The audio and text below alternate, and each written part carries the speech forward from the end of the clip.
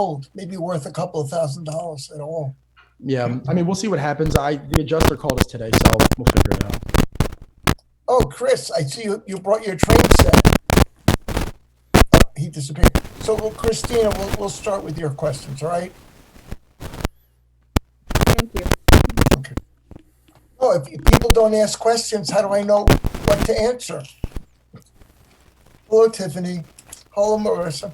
Tiffany, you get your score back on Wednesday too, right, for ATSW? Yes, we do at 10 o'clock. And Christina, you have it too? Yeah, Oh, okay. ATSW is not no one has ever failed ATSW in our program. So don't be the first. Not the first. No, that was the one I was least worried about. The CST was the one I was really worried about. CST is the hardest of the exams.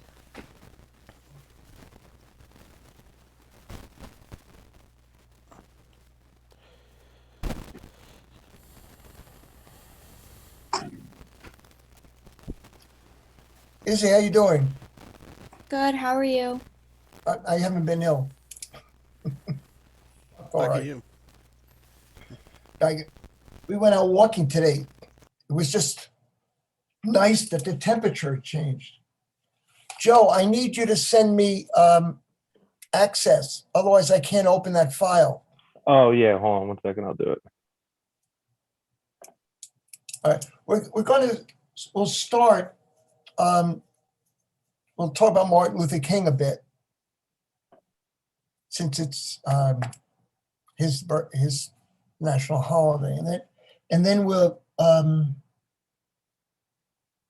look at the final paper, and we'll look at the exam. And Christine had a couple of questions, and then we'll move into everything.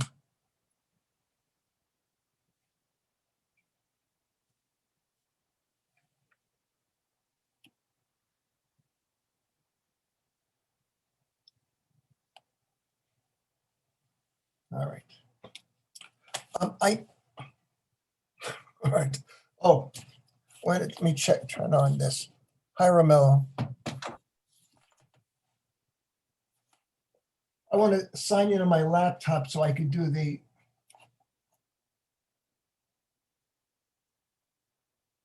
Zoom to save it.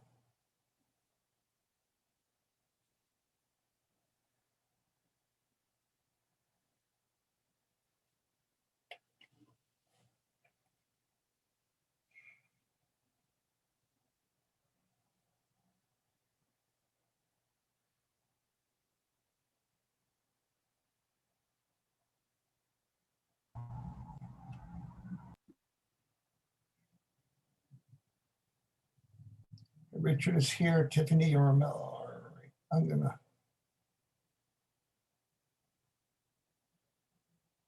Recording in progress. Now, what I tried to do for Martin Luther King's birthday is to post an activity based on one of his speeches that teachers can use in class. So I posted last Thursday morning. People use it Thursday, Friday of this week.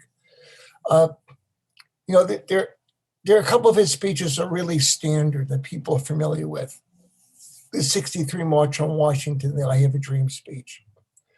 The 68 Memphis speech, where he says, I've been to the mountaintop, I've seen the other side, but I may not be able to cross over with you.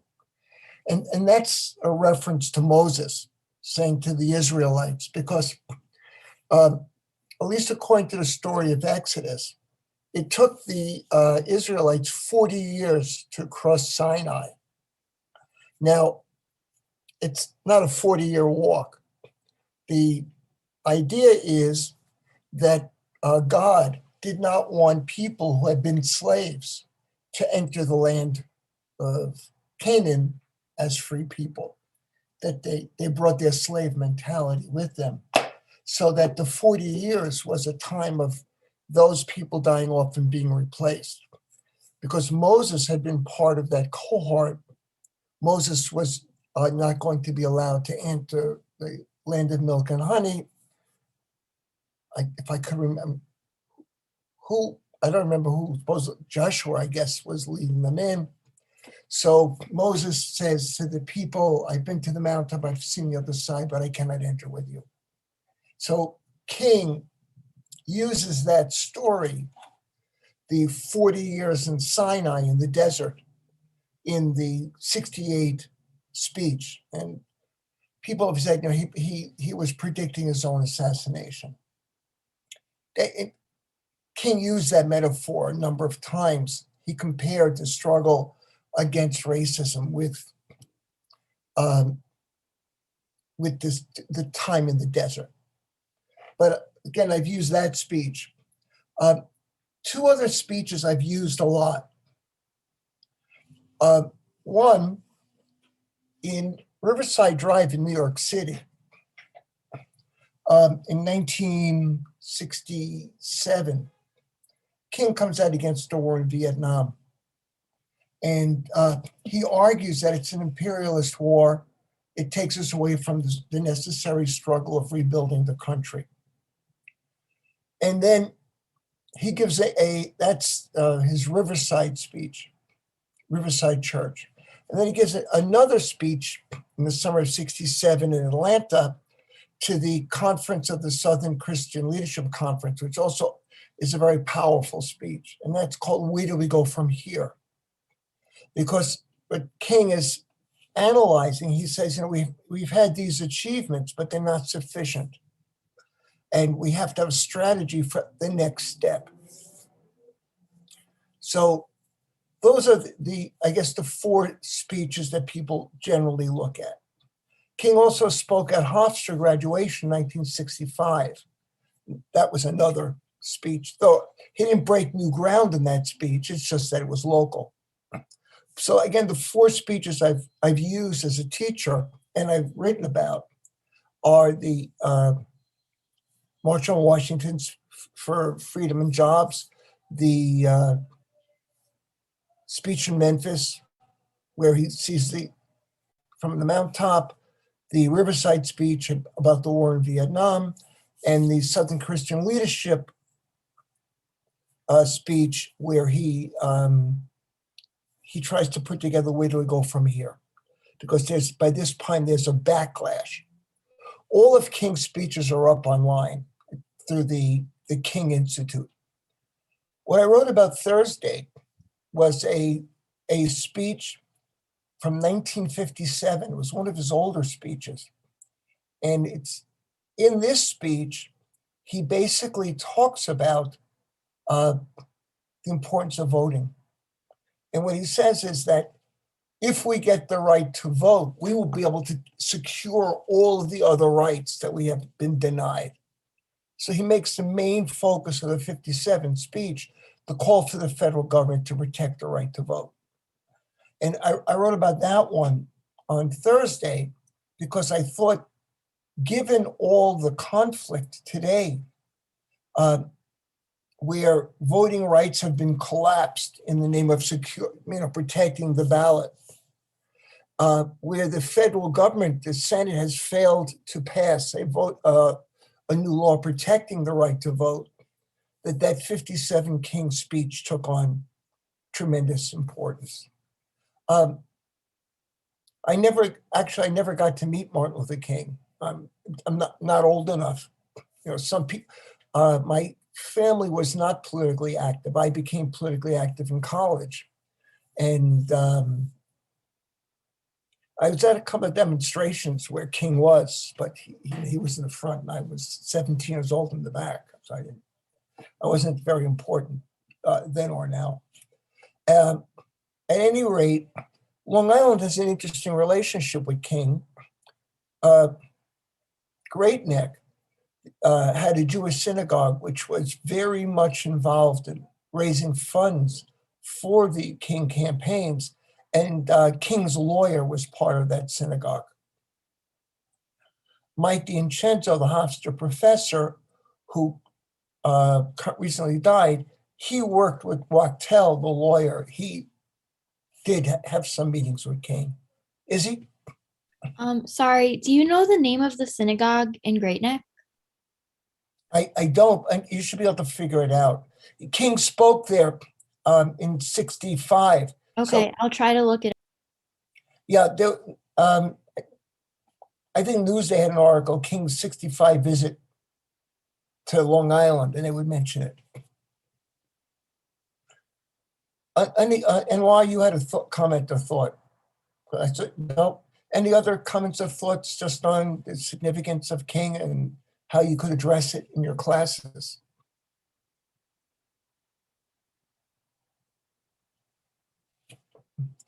Again, I think it's something that you have to, and the primary source materials are there.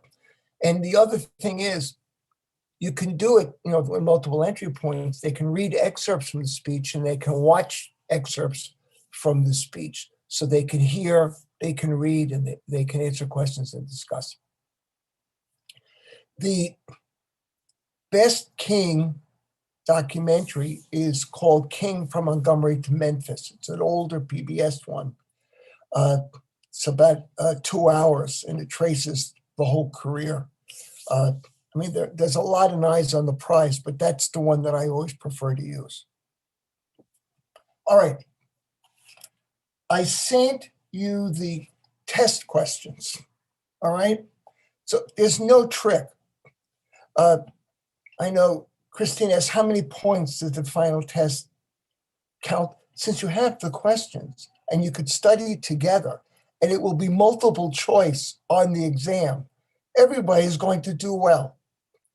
I told you at the beginning, as long as you do the work, you'll get an A in the class because it's an accelerated January. The purpose of the final is really to help you integrate, summarize the information for yourself. What happens is we just covered so many topics. So those are some of the key points that you should have come to terms with. So look at it. So what is the answer to this question? Talk to your friends, study together, and everybody will get an A. That's the key. All right. Christina, does that answer that fairly? Okay. What were your other questions, Christina? The third book for this week for the Thursday essay. That's the Linden book. Yeah. What are we supposed to, Okay. what's the essay? What are we reading? Okay. You should read the whole book. The book itself will take you 2 hours to read. It's your Wednesday reading. It's not a long book, and it's not technical. So he does have some technical passages. So this is the trick.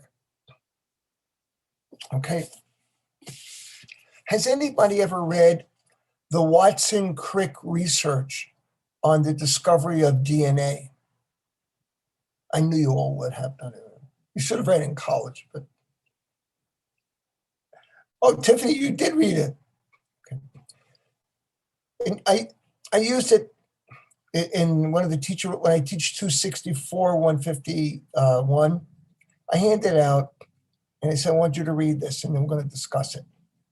Now it has a lot of really long technical terms. And people start reading it. All of a sudden, 3/4 of people zone out. So I said, all right, everybody, look, I want you to go back and you see where it says, wait, Izzy's interrupting. Go on, Izzy. I didn't mean to interrupt. I just wanted to say that it was my synagogue. I'm not surprised. What synagogue is that? Temple Bethel. It was the first synagogue in Great Neck.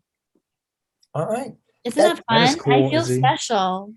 Well, when you I mean, go, I wasn't there, but like, you weren't born. Well, something, you should find out more about it. I will. Okay. So I go back to the article. I said, you see where it says deoxyribonucleic acid and no one could figure out how to pronounce it? I want you to cross it out. And everywhere it says deoxyribonucleic acid, I want you to write DNA.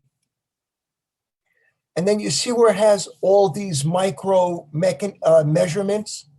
Cross them out. Now go back and read it. that's how I approach a book like Linden. I'm not reading the technical manual.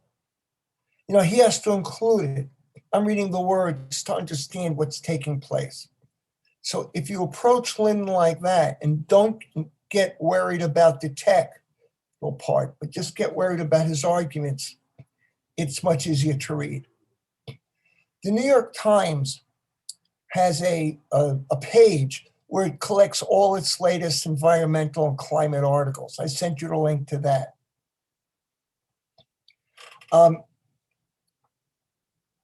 2021 was the 6th warmest year on record on the Earth. Now, and Linden will explain this. It wasn't the warmest, but why not? Every other year has been getting warmer and warmer. And the answer is was a La Nina year. So Tiffany, oh no, well, Juliana, what is a La Nina? It's a girl, but I don't know what it is like. It's the baby.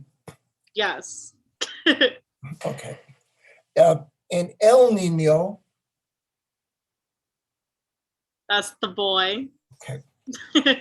The El Nino current is a dominant South Pacific current.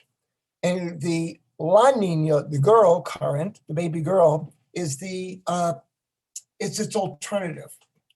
So what happens is the Pacific Ocean, which takes up about 1/3 of the Earth's surface, swings back and forth between El Nino currents and La Nina currents. And again, Linden will explain this better than me. During a boy current, the Earth gets warmer. During the little girl current, the Earth gets cooler. And this is a cyclical pattern.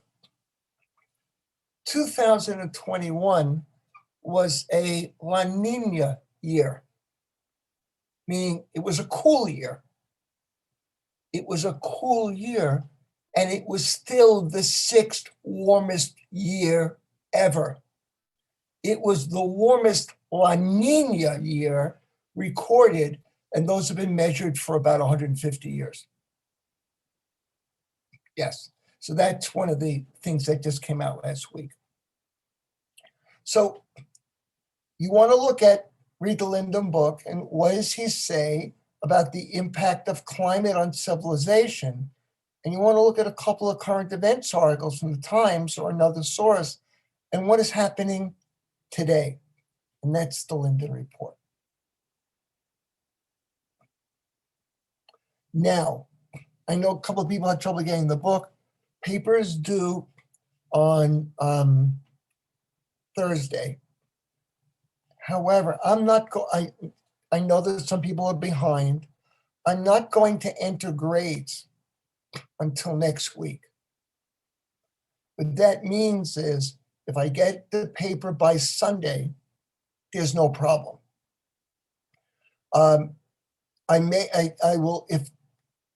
If you send me an email and say, look, I'm almost done, I'll delay entering the grades as long as I can. Juliana, okay.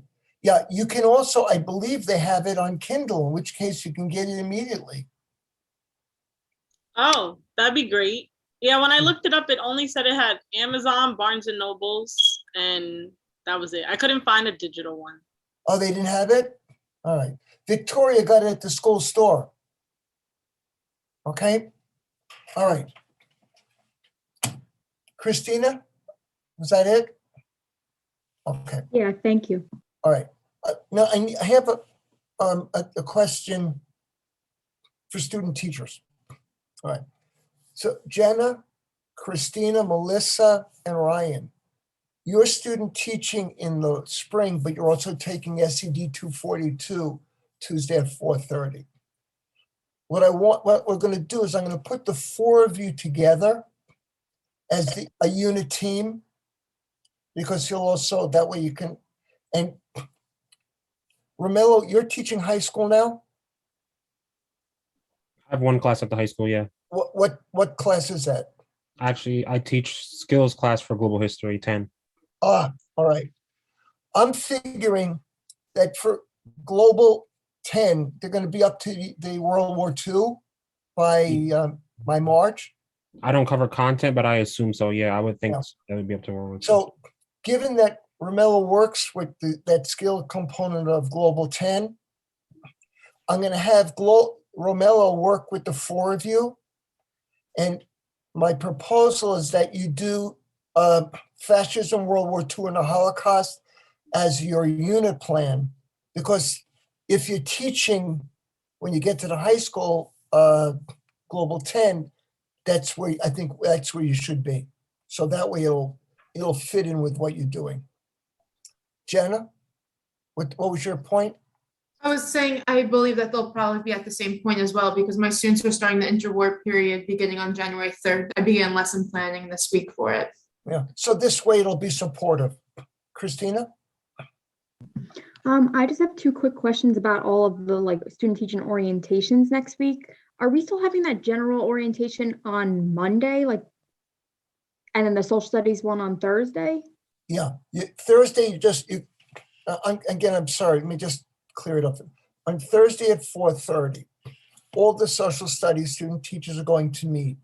We're going to meet with Dean Bacigalupo, who teaches the SAD 201, and we're going to meet with your field supervisors. Okay, because Rosemary said that we're meeting in person on this Thursday.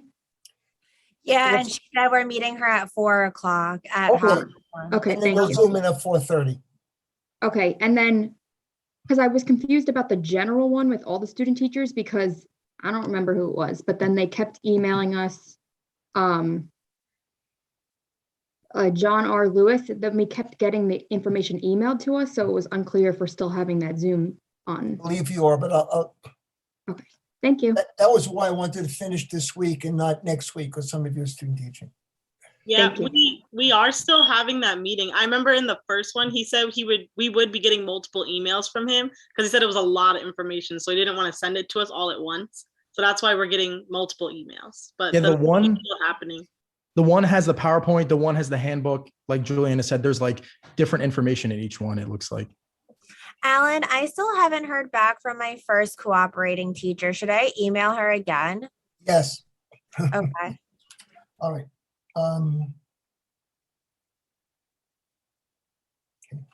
I sent you my thoughts and questions and comments based on the Diamond papers that I got. And I also sent you a piece called "Can Traditional Societies Refuse to Go Along?" So what I'd like to do now is finish up with Diamond and then turn and look at some of those things. In your group, it's Izzy, Andrew, Anwar, Joseph, and Jenna. Who is going first? Jenna's one. Who is going next? Is that chapter 16? I'm looking now. Because if yes, then it's me. Yes, it's chapter 16. Okay, then me. That's Izzy. So Jen is 15, Izzy is 16. Who's 17? Me, Andrew. Andrew is 17. Anwar, I'm 19. you're 19. I'm 18. Joseph is 18. Yeah. All right. Jenna, why don't you get started? Okay, let me just. Okay, so in chapter 15, Diamond explores the question, why did it take longer for Australia to advance in comparison to their New Guinea neighbor? So New Guinea and Australia are only about 90 miles apart from one another. So that's why Diamond's now questioning, why did they develop so differently? At first, they were even part of the same land strait, and due to the changing environment, the water, there is now water separating New Guinea and Australia, but they used to be part of the same land strait. So Diamond's wondering, why did it take so long for the Australians to advance? So first he says that he obviously focuses on an environmental approach because that's how he's been looking at most of the book from my understanding. So he says that New Guinea's on the equator and it has seasonal variations, whereas Australia is about 40 miles below the equator. So it has a lot of changing weather patterns and it's a lot less stable with its weather patterns, whereas New Guinea constantly has luscious green land, as he describes it, and lots of water. And that's constantly there, whereas in Australia, it's not. They don't always have a constant influx of water. So he does a great job at explaining why they develop so differently. So he says, again, they have wetlands and permanent flowing rivers in New Guinea. And he describes Australia as the most difficult environment for human survival. And he also says that it's the driest, flattest, most infertile, climatically most unpredictable, and biologically most impoverished continent. And he says this because it's extremely dry. Like I said, it's below the equator. It doesn't have the changing seasons and it doesn't have that seasonal, it doesn't benefit from it as New Guinea does. And its soil is more nutrient leached. And he argues that the lack of fertile soil caused a need for the hunter-gatherer society to continue, whereas living a nomadic style allowed for the people just to pick up and leave when the unpredictable weather would hit or if there was extreme weather conditions. He then goes on to say that New Guinea also, for the last 1,000 years, they didn't have a lot of trade connections, but they did have some trading connections with more advanced societies such as China and Java. And in return for exporting plumes and spices, New Guinea received from South Asia some goods, and they got things such as like Chinese porcelain. And they also brought in, I believe, some crops and some animals such as pigs and chickens. So there was more of an exchange of goods. And he argues it's because New Guinea had a little bit more farming.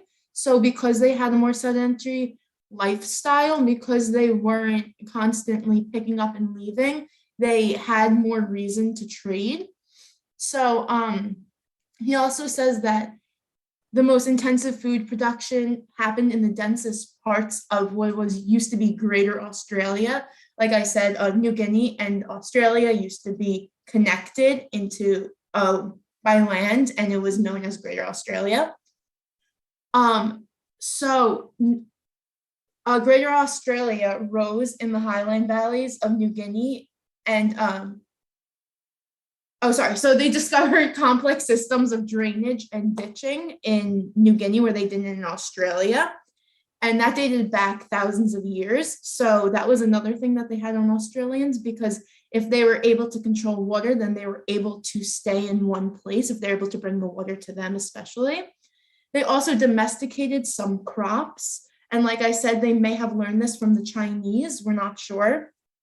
And then because New Guinea had more farming techniques, it caused a population growth because people were settling more, so they didn't have to wait those long periods of time to have children, as we discussed in the past, where you can't carry more than one child at a time for the women. So New Guinea also tended to have more substantial dwellings, and they were able to create more boats, and they had more utensils than the Australians, which again, they believe may have to do with the fact that either they were staying in one place for a long period of time or because they were trading. So Australia, like he says, again, has scarce resources and scarce food in comparison. So that led to smaller populations. And if you have smaller populations, obviously you have less people to be creating things.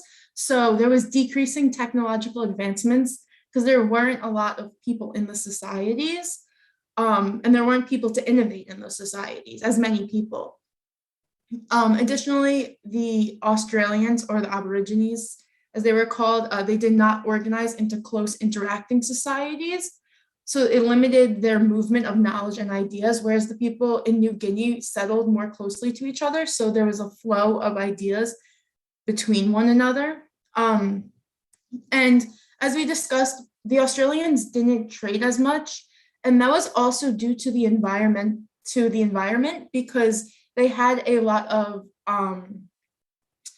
geographical features blocking them from other islands and other places around them.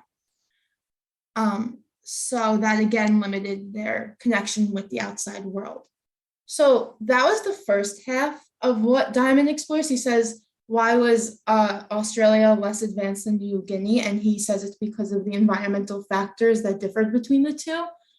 But he then asks, so in comparison, why, when the Europeans came to New Guinea, did they describe New Guinea as so unadvanced and less advanced as them? So in comparison to Australia, New Guinea seemed really advanced, but in comparison to the rest of the world, it didn't seem as advanced. So he says, although New Guinea was, he says that when the Europeans arrived, like I said, they classified the state as being less advanced. They lacked powerful animals to assist them with their farming. There was very little diversity with their crops, so it led to a lack of internal trade between crops. So there was trade between different villages, but there wasn't trade of crops because there wasn't much diversity between them. There was also limited areas to farm.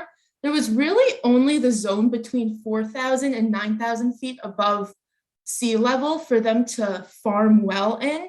So they had limited space for them to farm. They couldn't just farm wherever they wanted in New Guinea. So, and it wasn't very suitable for intense food production. So that's why, in comparison, again, he says geography limited New Guinea. Something that Alan had sent us about the Kenna traditional village refused to enter the market economy, I kind of wanted to make the connections between, because so with this question, Kenna traditional village refused to enter into the market economy, what is argued in the reading was that landlords and nobles eventually would want to increase their wealth, so in certain places, so that would cause them to take small farms and collectivize them into a large scale production. In addition, I believe it said that, right, so for other countries that don't have this system, eventually other countries will want to come into these more traditional societies with untouched resources, and they would want to take their valuable resources, and therefore that they would have outside influence into their society. And if they resisted this type of civilization, it often meant war. And when it meant war, a lot of times the European societies that come in, or the more advanced societies, have more advanced technology. So they either wipe out the native populations, or they force the native populations to be part of their system of agriculture.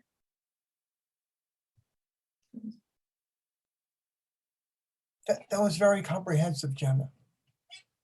Couple of things, because this is one of the topics where I have my greatest disagreements with Jared Diamond. And does anybody have any comments they would like to make first, or questions for Jenna?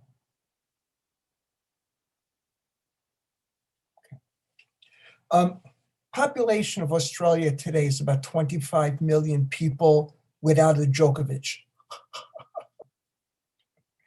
They just deported Djokovic because he refused to get a COVID shot before the Australian Open tournament. It'll cost him 10 mil, but he's got a couple hundred mil stashed away anyway. At any rate, the population of Australia is about 25 million people, 90% of whom are European ancestry. The Aboriginal population of Australia is about 800,000 people. The population of Papua New Guinea is 9 million people, all Aboriginal, almost no people there who are not Aboriginal. So the environments are radically different. Papua New Guinea is jungle, and Australia is overwhelmingly desert. In fact, the entire interior is desert. The population is just on the coastal rim. So the Aboriginal population of Papua New Guinea is the same population that Yali met Marvin Harris and Yali met Jared Diamond. The population of Australia is a European settler population that replaced the indigenous people. The indigenous people never were able to make it to become modern. First, because they didn't want to, and then they weren't allowed to by the Europeans. So Australia is a modern society, a modern economy, not because it evolved that way, but because the indigenous population of Australia, like the indigenous population of North America, was essentially wiped out or pushed into the margins. So that it troubles me because the comparison between Australia and Papua New Guinea is just not a valid, it's like comparing apples and oranges. Even before the European arrival, because of the harsh desert conditions of the Australian continent, the population was never very large. It couldn't sustain a population. So the trajectory between the Aboriginal peoples in both places was fundamentally different.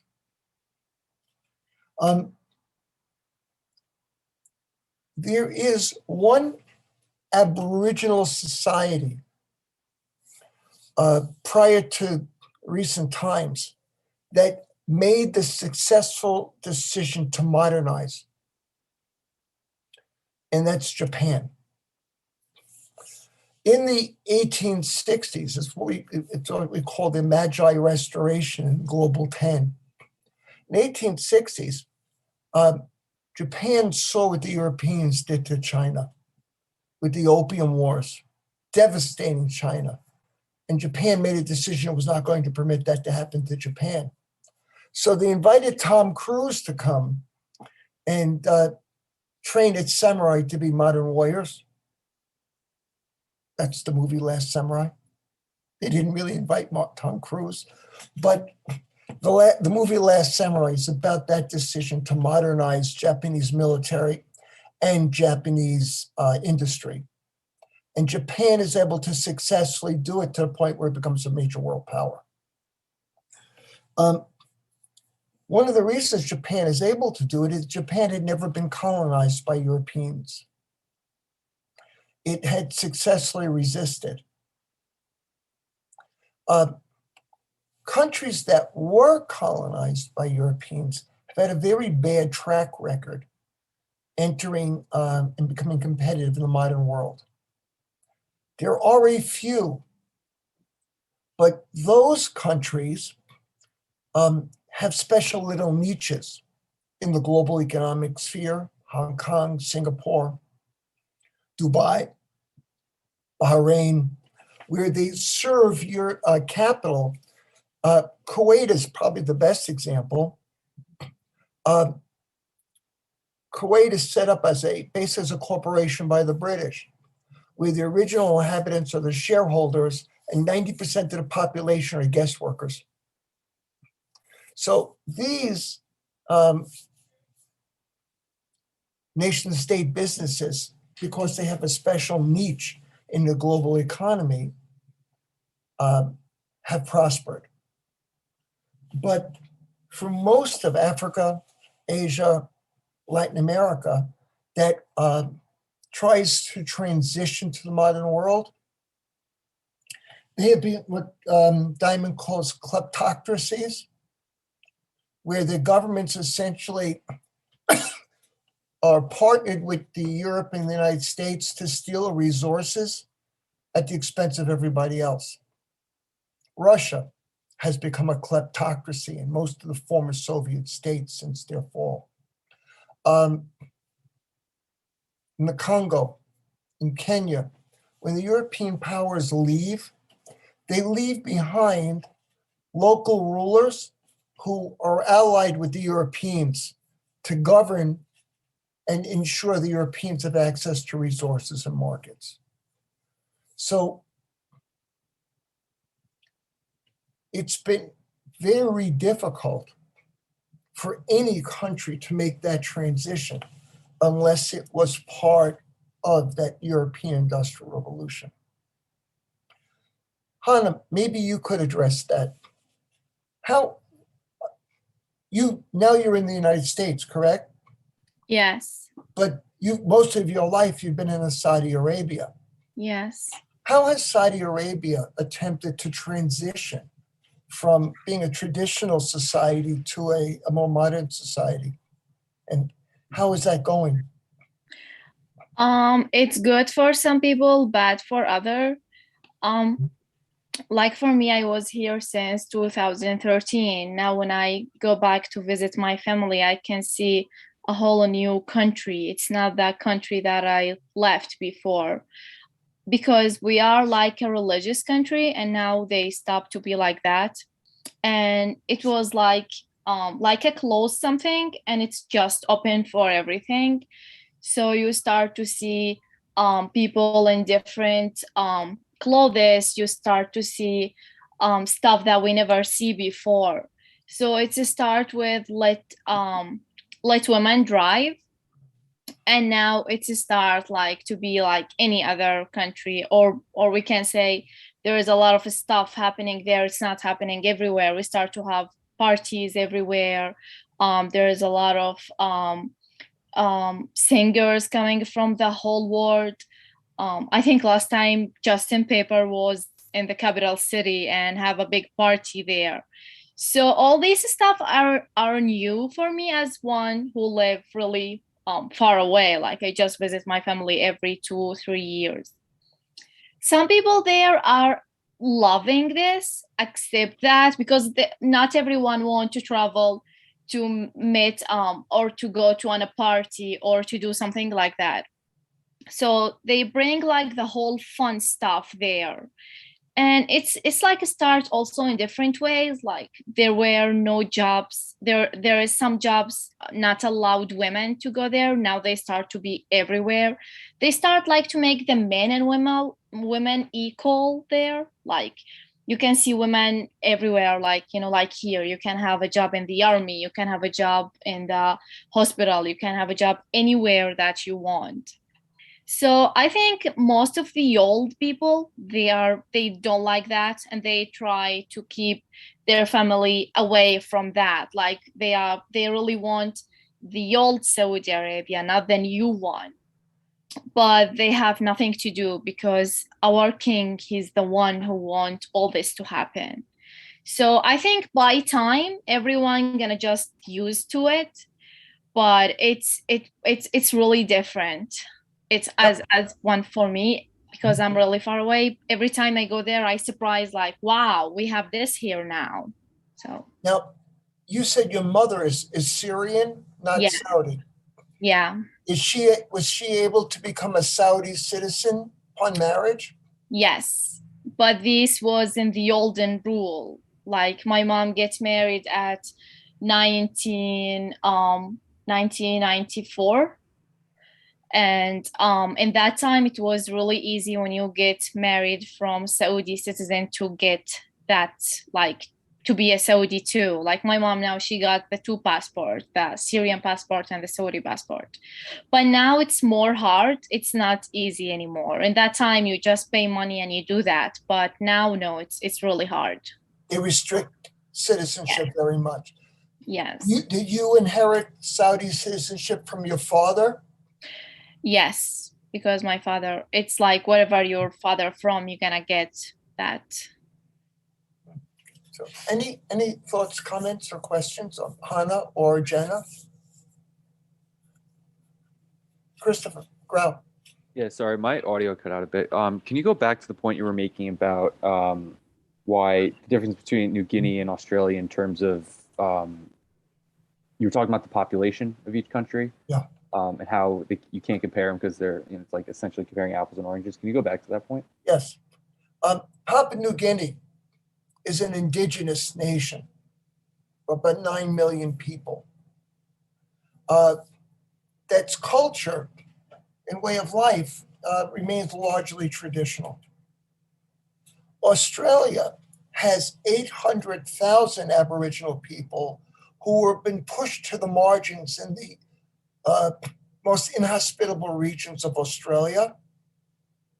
But Australia is largely a European settler country, meaning 90% of the population are Europeans who settled and brought European culture there. So Australia did not evolve from being a traditional society to a modern society. In Australia, the traditional society was replaced by a modern society, completely different set of people. Jenna? Didn't the British use Australia as a prison, or didn't they send their prisoners there as well? Hey, Tasmania, which is the large island on the southern southeastern coast of Australia, was a giant prison colony, mostly where they deported Irish prisoners, rebels to Tasmania. Go on. Oh, sorry. I was gonna say, so did they let them just live there, or did they actually imprison them there? Well, they didn't have jails. Mhm. They couldn't escape. They were required to work, or they would starve. So it was a prison camp rather than a prison. Okay, thank you. And poor women were shipped there as well. And basically as prostitutes. So the Irish were tremendously mistreated. This is during the famine. But they become they're the largest white ethnic group in Australia. Chris Heilig, did you have your hand up? Yeah, I was basically going to say that. And although most of them were sent to Tasmania because that was the main penal colony, a lot of them actually ended up going to New South Wales and then the rest of Australia later on when they got off, because they were given enough money to basically go there, but not enough to get back to Ireland or Great Britain. And actually, it was kind of weird, though, even though we see it as desperately inhumane. During the height of the famine, there are stories of people literally doing crimes in front of the cops to get transported to Tasmania and to Australia because it was better off than starving in Ireland. There's a story. Yeah. Go on. There's a story of two sisters who basically broke a chair over a policeman's head, and the judge, who felt bad, was going to let them off until they basically told him, if you let us off, we're going to go and do it again until you send us to Australia. Yeah, the large jail in Dublin is called Kilmainham, and during the famine, the population skyrocketed because people would commit petty crimes hoping to go to jail because at least they get 3 hots and a cot. 3 hots, 3 meals, and a place to sleep. Jason? I was going to say that I noticed like somewhat similarities or comparisons between Harris and Diamond's work, because I think about cultural materialism and geographic determinism is Diamond, because of the environmental factors. A lot of Diamond's arguments, or argument in general, his whole package has to deal with environmental factors. And I feel like that's a big thing that Harris talked about. And so when you talked about the people who originally lived in Australia before the British came and how their environment restricted how they lived and how they adapted to it, and how that Australia would not be able to support that population before the British got there that it does now. So it just makes me think of Harris's arguments a little bit. I think they're both arguing for the importance of a society being, a culture being in balance with its environment. I think Harris allows people greater choice. In Harris, cultures prosper, survive if they imbalance, cultures adapt. And I think that Diamond is not looking at history and culture. He's just making determinations based on geography. Izzy. Okay, so my chapter, chapter 16, was called How China Became Chinese. And it's basically just about, early Chinese history and how China contributed to East Asian civilization. There's not necessarily a huge argument in this chapter. It's mostly just historical information, but a lot of it is pretty interesting.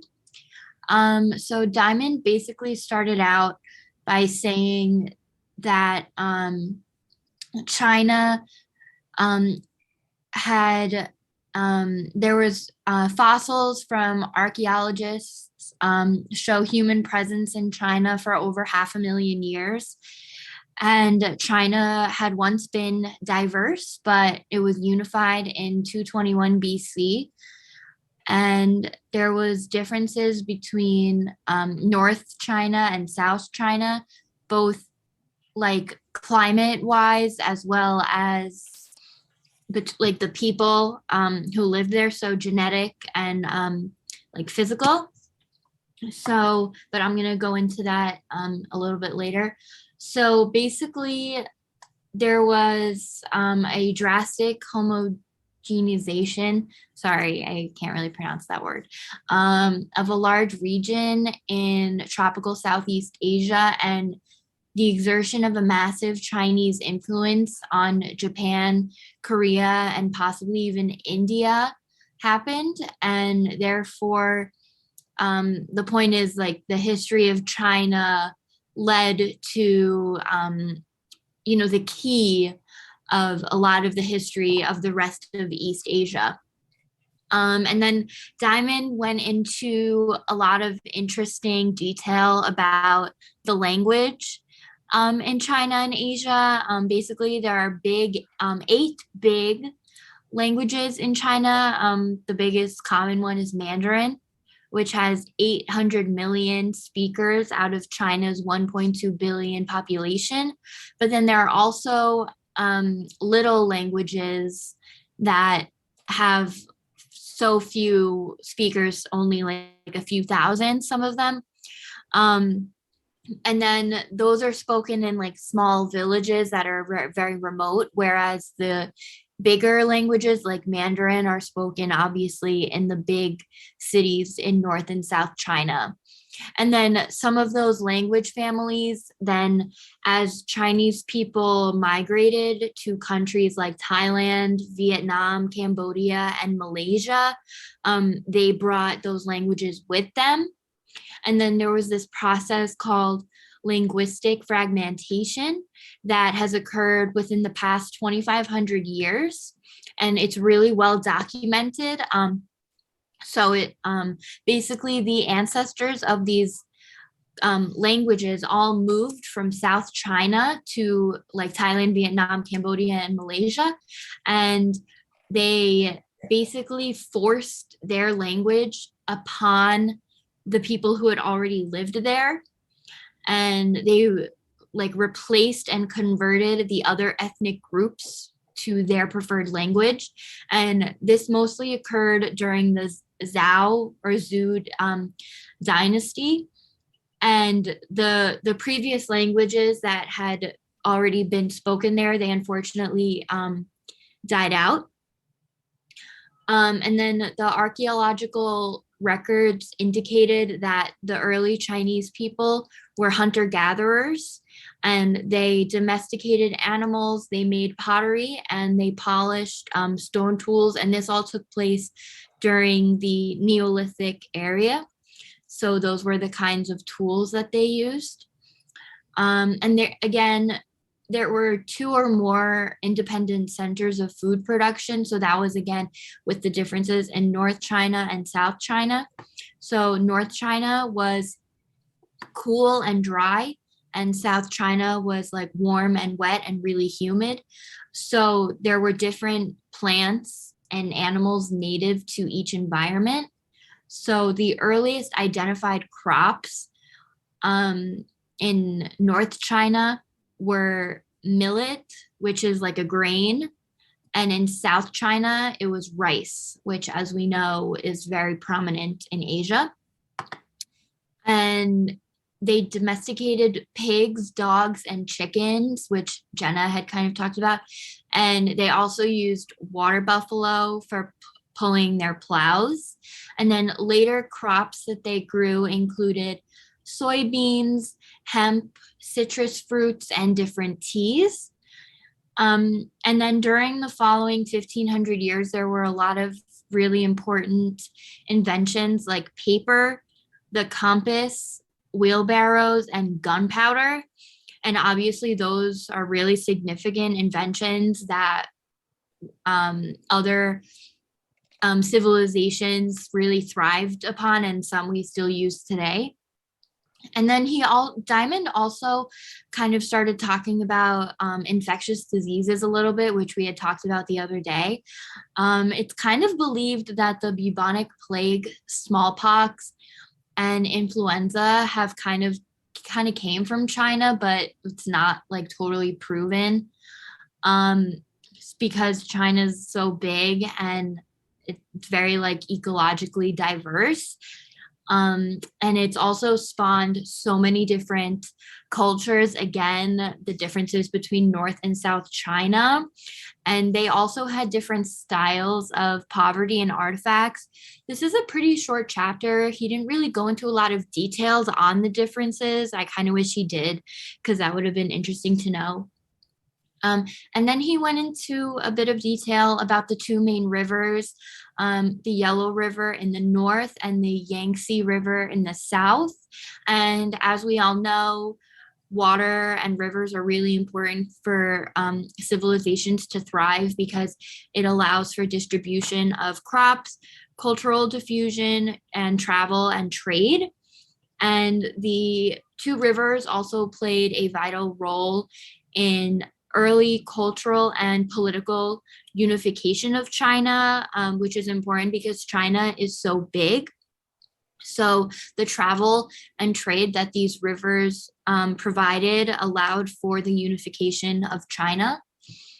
And then to kind of sum up the chapter, he just kind of talked about how other countries helped East Asian civilization advance, but China really contributed the most. But Korea, Japan, and other Southeast Asian countries like Thailand, Vietnam, they contributed as well. But again, China simply did the most. But like I said before, I wish Diamond had gone into more detail about the role other countries played, but he just didn't. So yeah, it was a pretty short chapter. But I think the most important part for me was about the languages. I really didn't know about that, and that was really cool for me. So yeah. Comments or questions? Okay. I think the key to understanding the whole piece is the river valleys, the Yellow and the Yangtze. The Yellow Yangtze River valleys, which are fed by waters off of the Himalayas, make it possible for China to have the largest population in the world, not just today, but historically, because of food production. And they make it possible for China to develop as an administrative state, meaning, yes, there are periodic collapses and wars between dynasties and between regions, but largely China, throughout its history, really up until the 19th century, is the most stable society in the world. To the north, it's protected by desert. To the west, it's protected by mountain. To the south, it's protected by jungle. to the east is protected by water. So China and the population of China, with its size, its food production, and its political stability, is the most stable area in the world. Also, though there are other ethnic groups in China, the Han people who come out of the Yellow and Yangtze River valleys completely dominate, to the point that even today, 90% of the population is Han, and Han languages are spoken everywhere. They're the languages of education, the languages of TV. They dominate the government, they dominate the economy, and people who resist are ending up in re-education camps, like the Uyghurs. The other thing about, I think that's important, is that large populations with developed economies become the economic and cultural center of their regional network. We see that when Egypt dominated the Mediterranean region, to replaced by Greece and then by Rome. Great Britain dominated its colonial empire. Culturally, since World War II and economically, the United States has dominated vast areas of the world. I've been watching Scandinavia detective stories on different TV channels. And what's funny, so you're watching a TV show in Norwegian, you subtitles, and then the detective from Norway is going to Germany. So the detective from Norway speaks Norwegian, the detective from Germany speaks German, and all of a sudden they're talking English together. Because English has become the lingua franca of the world. If you speak English, you can go anywhere in the world and find people to talk to. In the East, it was Chinese, but in the West, it's English because of Britain, and now since World War II, the United States. Victoria? I was just gonna say, like, I enjoyed listening to Izzy talk about this chapter. I'm a little sad that I didn't get to read it. I'm sure I would have loved it, considering that I spent the 2 years prior to COVID living over there. You could still read it if you want. I think I might have to. So it was just interesting to hear Izzy talk about the different languages there, and that's a big piece of it. Culturally, the government over there has really tried to make what we would call Mandarin the predominant language over there, which it is for the most part. It's really spoken through much of China, especially in the north. Once you get down to the south, so around Hong Kong area, Hong Kong, Guangzhou, in the southern region, you get more people who speak Cantonese. And so I have friends who, I have a friend, when I was over there my first year, she is Chinese. Her parents, were born in China, but in the South. So her family, she grew up learning Cantonese, but she moved when she was little and grew up in Belize and then moved to Canada later in life. So she really doesn't speak it that great, but traveling around with her in China, because she looks Chinese, people would approach her and speak to her in Mandarin, and she'd turn around and speak to them in Cantonese, and they'd be like, no, no, no, no, no, no. Like, I think you look like we can communicate, but we cannot, just because of the different. My understanding is that while Cantonese and Mandarin are not the same, in their writing is the same. So if you can read one, you can read the other. I think some of the words that they use in both languages are kind of similar.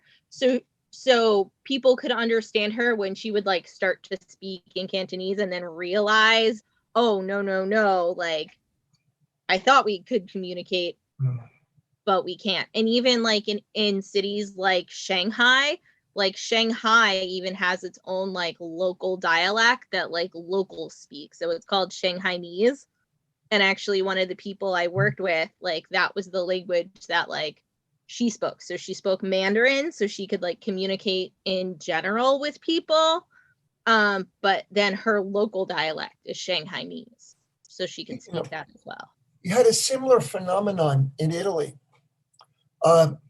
where Sicilian was virtually a different language than Italian that was spoken in Rome or in the north. And what happens after World War II with the introduction of TV, movies, and formal education, Sicilian became the dialect you spoke at home, but Italian became the language of the community. One of the problems in every society is that if you don't speak the standard language, you can't leave your village.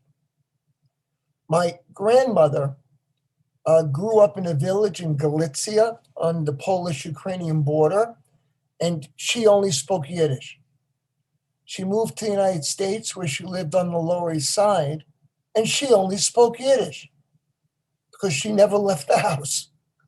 My grandfather, because he had to work, when they were in Galicia, he spoke workplace Polish. And in the United States, he spoke workplace English. If you don't speak the standard, you're kind of trapped in the village. Jason had a hand up, and did someone else?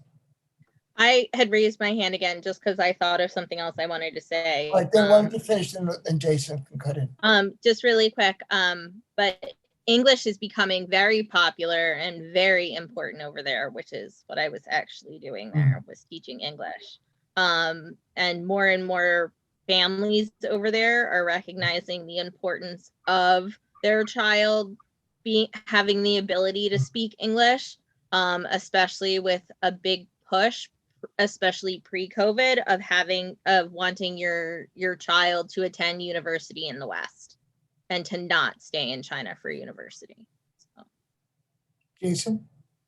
I think it's funny. I think what you said, I probably shared this before in another class, but when my family came, some of them did not speak Yiddish at all. Like they tried to just speak English because they wanted to be American. And then another side of the family like went out of the way to only speak Yiddish. So that way they could try to like retain like roots.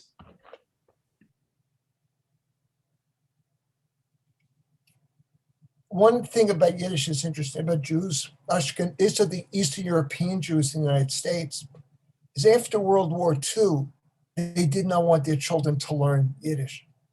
Right. They, because of the Holocaust, but also because of the McCarthyism and Red Scare, they wanted their children to blend in as American. My oldest girl cousin learned Yiddish because she would do things with our grandmother. The rest of us only learned English. Our grandmother, who did not speak English, would speak to us in Yiddish, and we would respond in English. But after she died, whatever language facility we had was lost. One other key point about China I think is important to touch on. In every region of the world, there emerge merchant castes, people who are responsible for trading across cultures.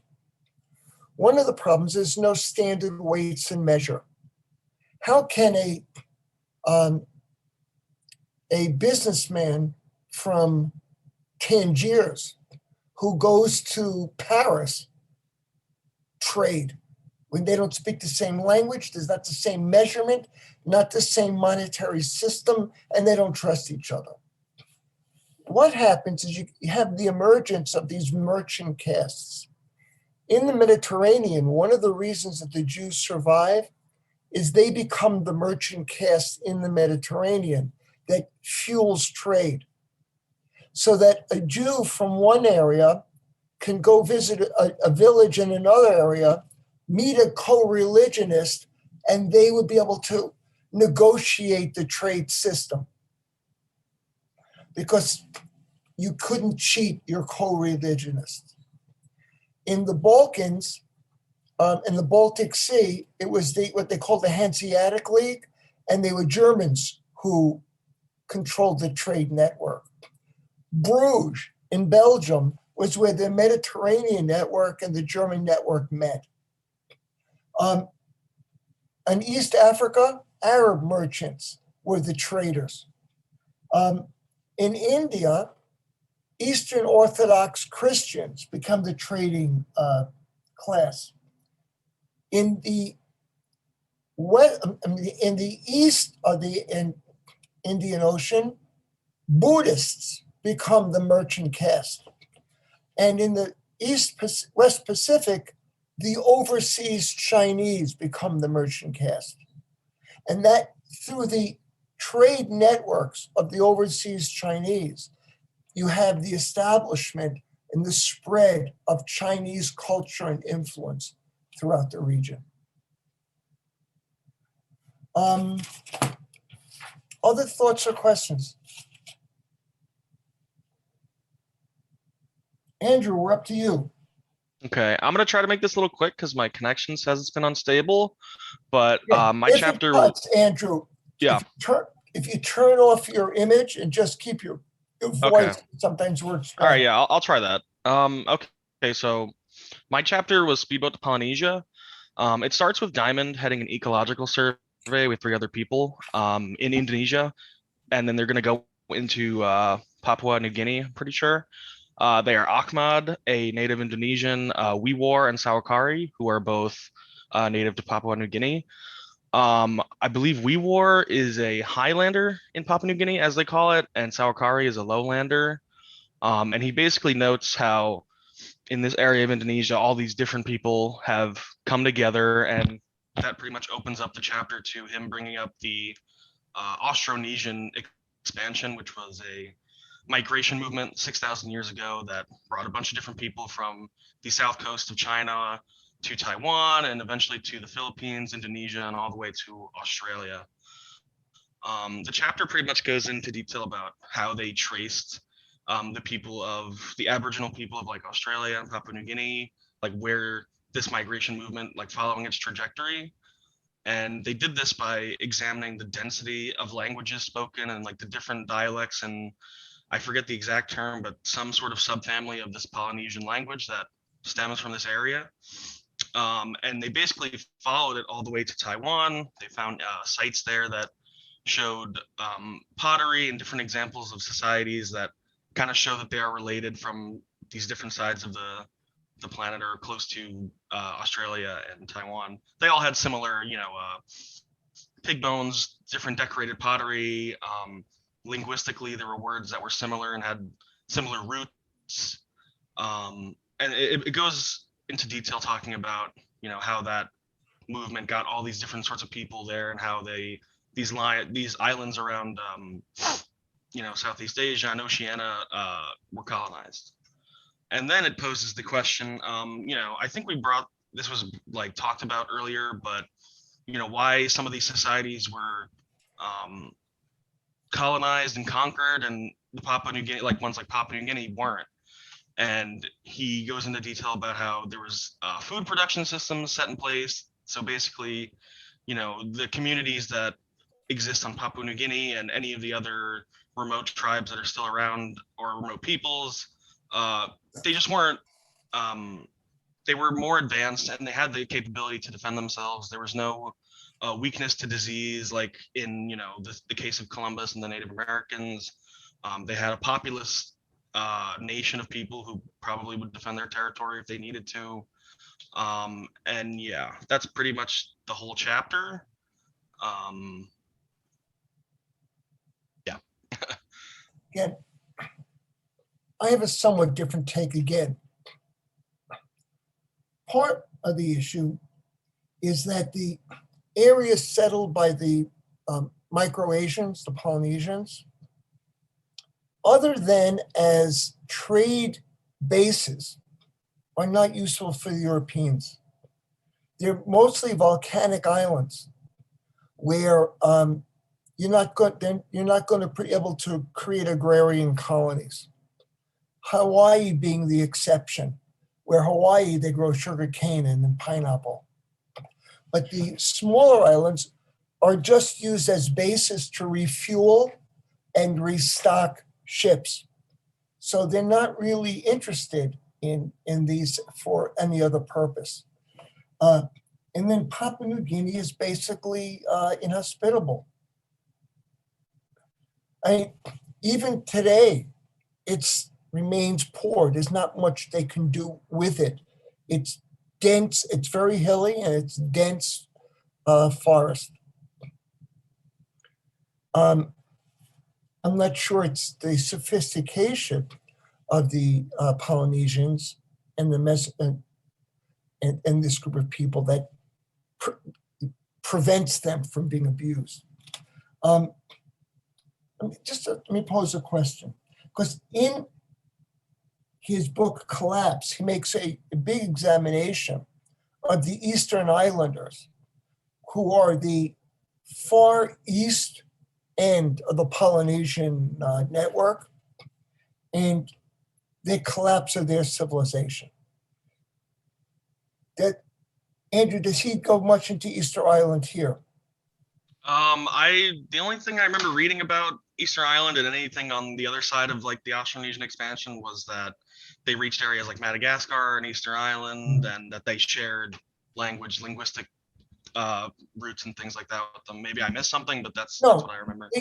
We trace through language and through genetics, they can trace the extent that they went.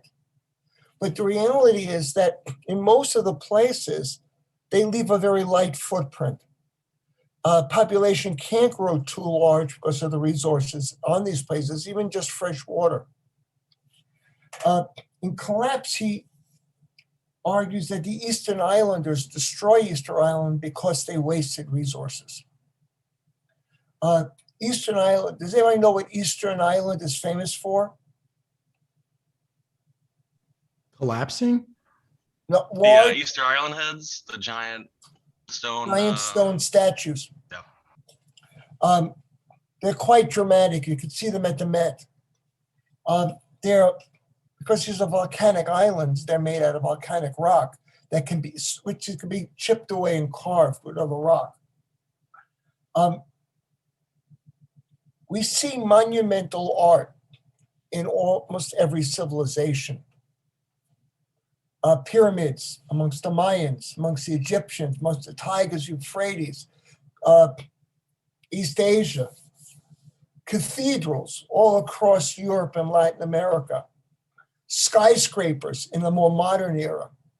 And what you see is civilizations just building these things bigger and bigger and bigger without any clear purpose.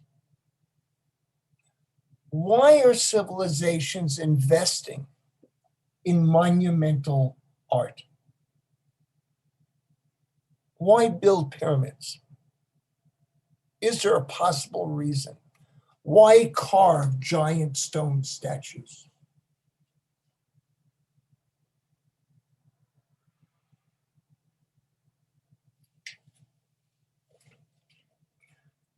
Well, the answer, my friend, is blowing in the wind.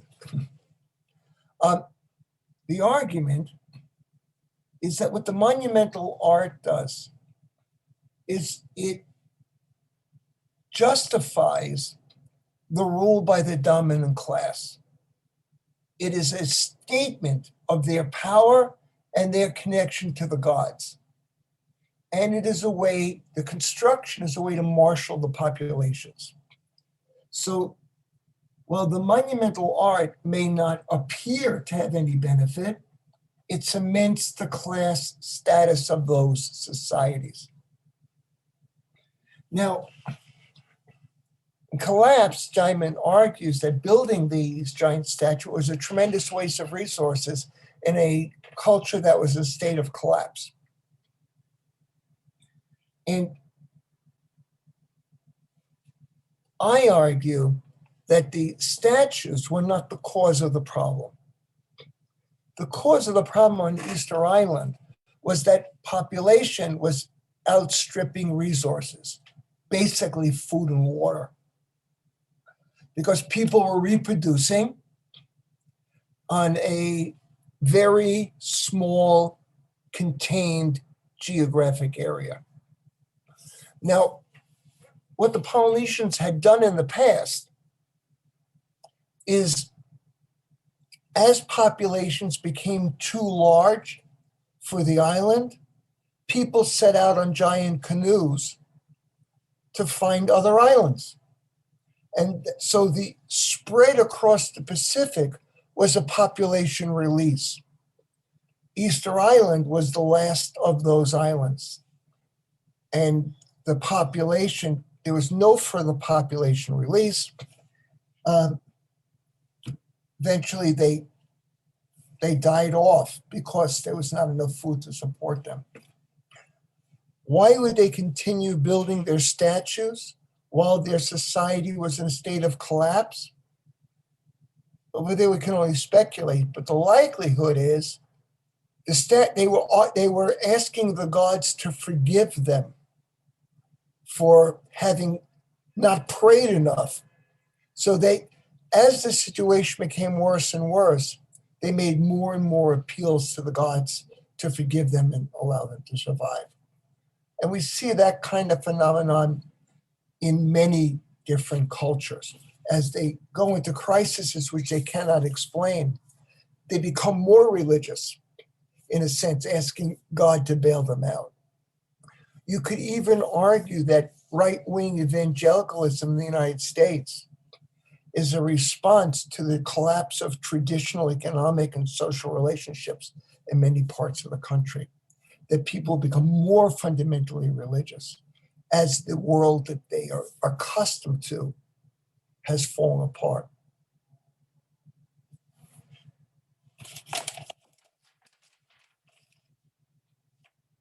Joseph, do you want me to pull that movie up? And when do you want to show it? Oh, that was just I thought when you started talking about like climate and El Nino and stuff, it's just rain in Guam. It's just to show how nasty it gets there. All right, get to your presentation, we'll take a look. Yeah, no problem. So I had Hemispheres Colliding, the chapter. It's about Eurasia and the Americas, and he pretty much starts it off and he takes an approach of almost like precursors and things that contribute to societies being, I guess, acceptable to other societies coming in and taking over. And he talks more about the largest population replacement, as he calls it, from in the Americas from the old world or Europe. Let's see. So even more like so other factors even like that are obvious, like weaponry and stuff like that. He focuses more on the domestication of animals as a precursor, and he blames the Pleistocene extinction for the disturbance of a lot of American large mammals. And he also talks about like this involves like a theory of microbes, and he explains that the presence in the Fertile Crescent and domesticated agriculture led to flourishing societies rapidly. And this trickle down effect that he talks about leads to like population booms and cities and disease, plague, epidemics, and that contains a high concentration of microbes.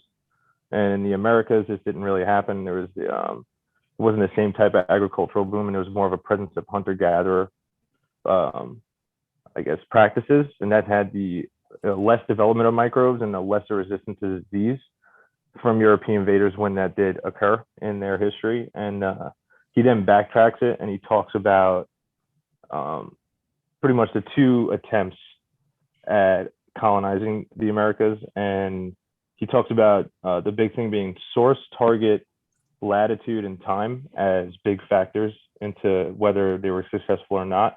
And the first one being the Norse, kind of taking this like northern route through Greenland, and the second being Columbus, the one that we all know through the Caribbean, and the Norse not being successful because for the obvious reasons of going that route, extreme weather creates extreme difficulties in creating almost a supply chain to the Americas from Norway, and the opposite effect happening for Columbus and economic wealth in the European nations and Spain and warmer climates and ease of travel, and that's really what he sums it up as.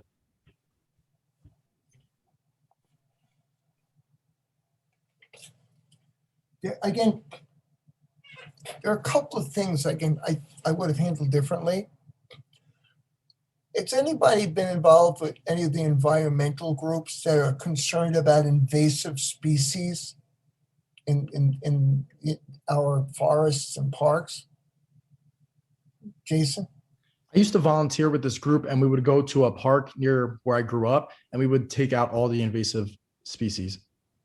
Like what? I remember, what was it? Well, honeysuckle was Japanese honeysuckle, I think, was there, and English, is it English ivy? Just some kind of ivy. There was plants that would go on the trees that would like be vines to like basically suck the life out of the trees and then leave the trees to die. Yeah. Environmentalists have been very concerned that native species are being wiped out or replaced by invasive species. The thing is, most of our native species were at one time invasive species as well. Apples were an invasive species. They're not native to North America. Wheat is an invasive species. It's not native to North America. Cows are an invasive species. It's not native to North America. You could well argue that we're an invasive species, that we're not native to North America either. Right. One of the things that I think he leaves out, and the Norse are trapped by a couple of things. One is the North are not colonists. The North are basically setting up trade networks. And the problem they have is after 1300, you have a gradual, what they call the Little Ice Age, a cooling in the North Atlantic. And it becomes so extreme that, for example, Iceland becomes totally isolated from the rest of the world. Iceland today has the most homogeneous population of any area of the world because for almost 500 years, they had no connection with anybody else. European settlements in Greenland and in North America we found disappear. But again, the Norse were not trying to set up colonies. What you had was individual sailors, really individual families, which had set up these bases. Knowledge of the Americas and of Greenland was actually lost amongst the Norse, remaining only in that legend.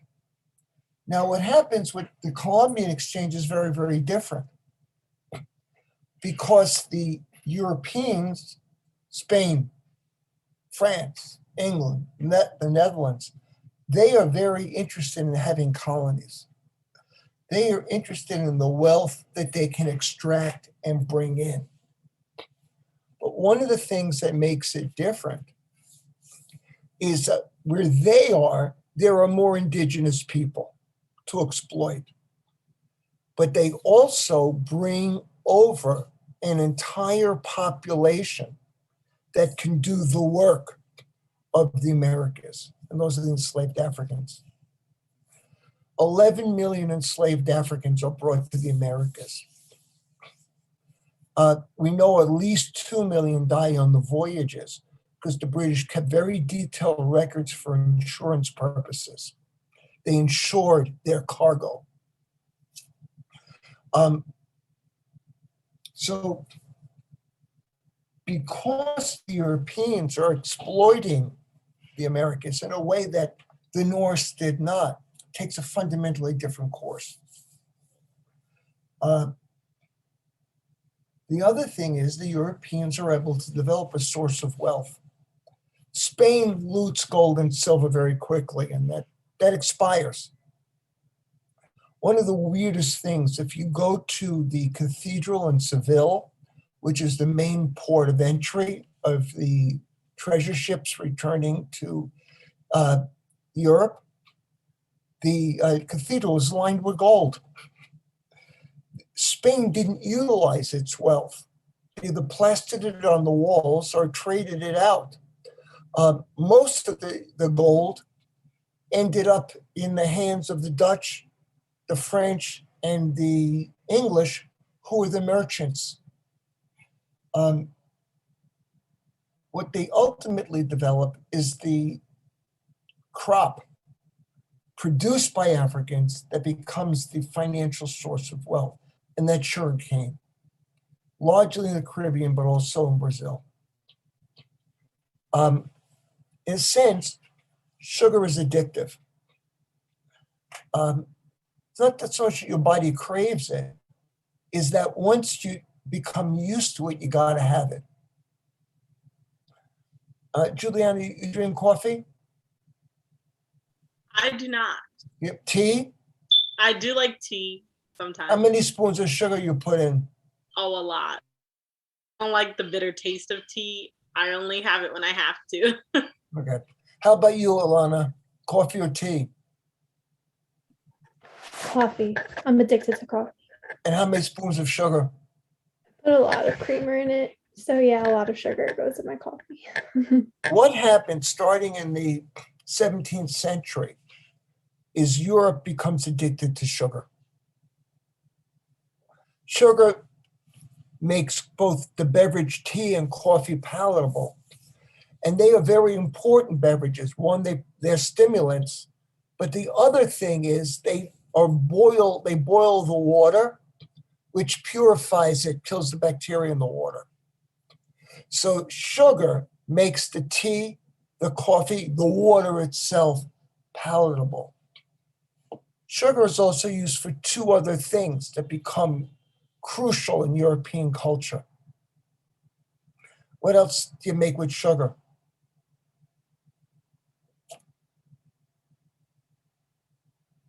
Juliana?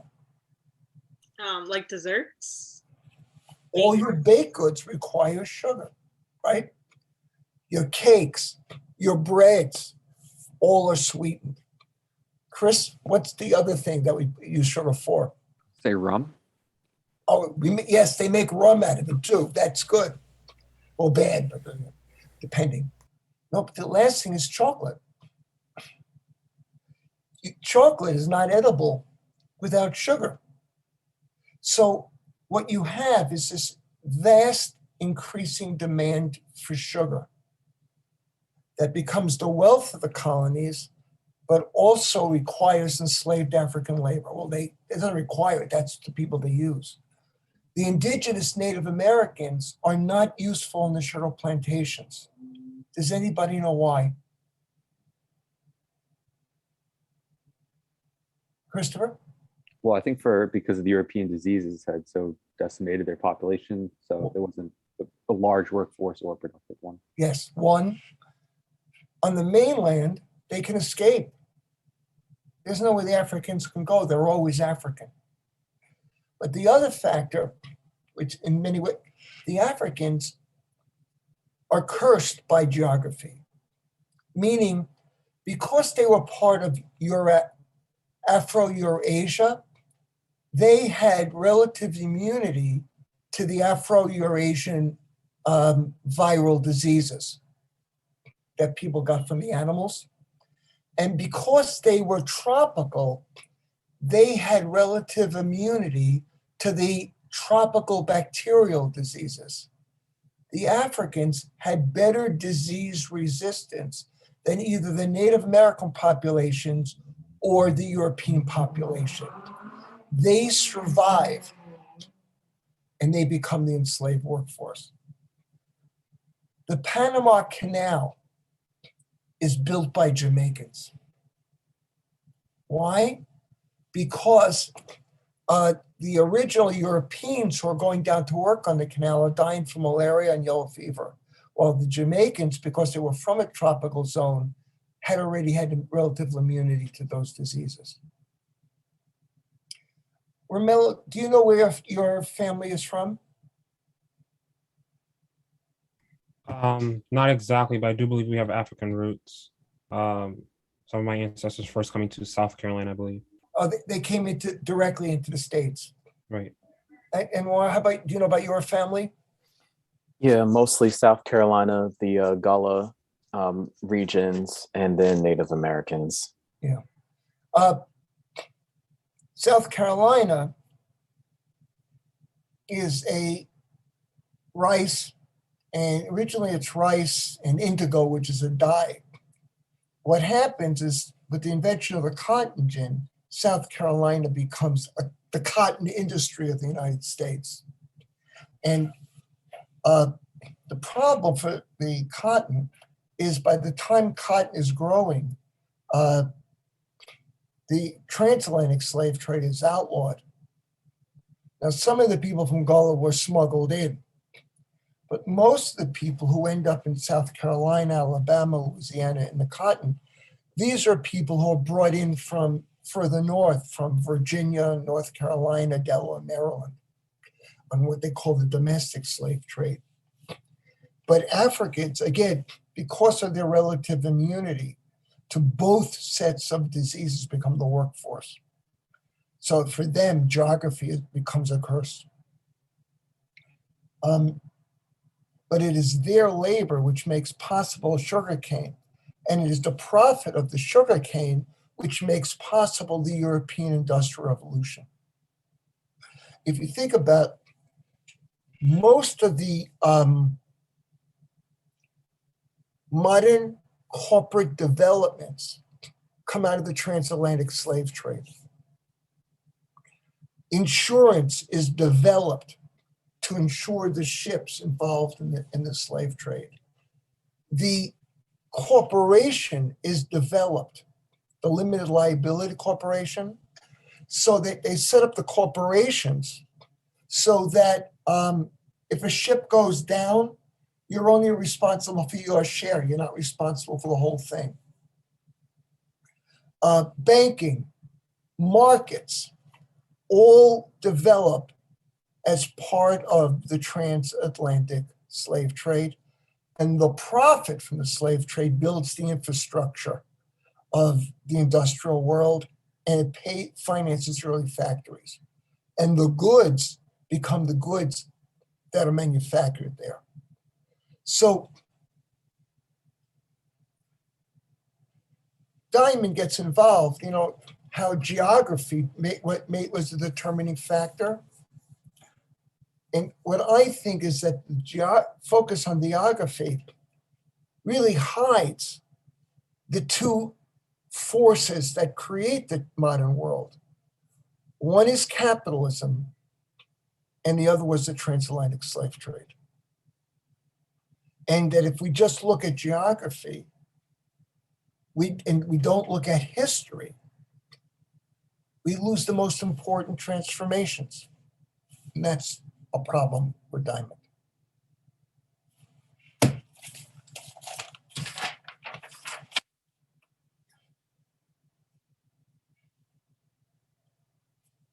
Anwar, we're up to you.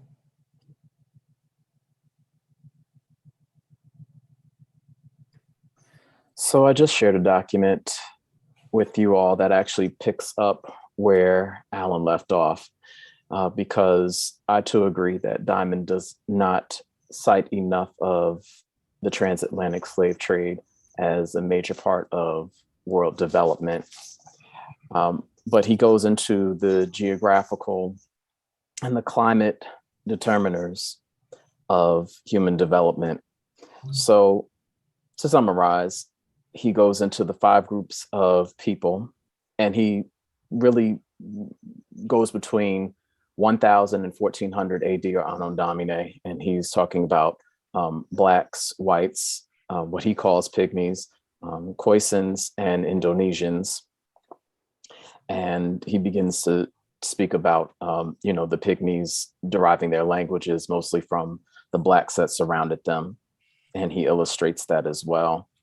He goes into the 5 or 6 language groups, which include Afro-Asiatic, Niger-Congo, which is not Bantu, and then the Bantu languages, the Nilo-Saharan, Khoisan, and Austronesian languages. And then he goes into the spread of domestication of plants and animals. So he really spends chapter 19 digging into those determining factors. Some things that stuck out that he mentioned, most if not all of the crops germinated in Northern Africa and did not originate from South Africa, meaning south of the equator. He also cited the ability of the Black farmers as a reason why Black people in Africa were able to become more widespread and dominant because of their advantage. And you mentioned this last week too, Alan, with their agricultural advantages, not so much acumen, but because they had the better land to cultivate the crops.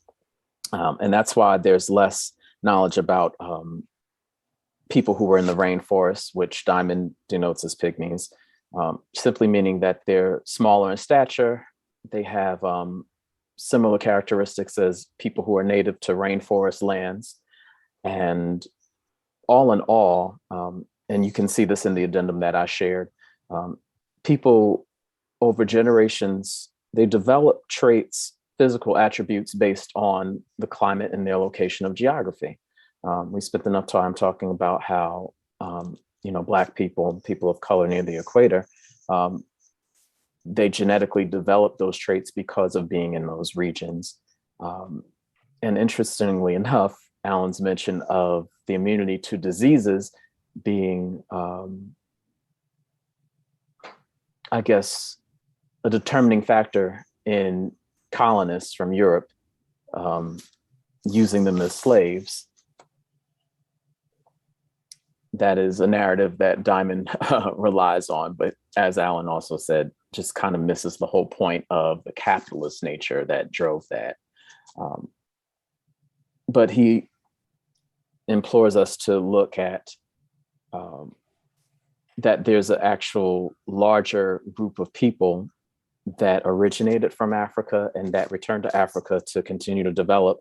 Out of the 6 major groups of people, the only group was the Australians, the Aboriginal Australians, that did not migrate to the African continent to, further develop from generations. And that was basically, he went into, the pearl millet and the wheat grains being the dominant crops. And also, as far as domestication of animals, one of the animals that he cited was a guinea fowl. We also talked about the difference between domesticatable animals like horses and non-domesticatable animals like zebras. There's this thought that Diamond also wanted to dispel of a lot of land animals developing in Africa, but actually domestication of those animals is not as popular as people assume. So again, he spent a lot of time trying to dispel the projection and the thought of, Blacks being the sole or the majority of Africans, but there being this geographical attribution to different types of people developing on the continent.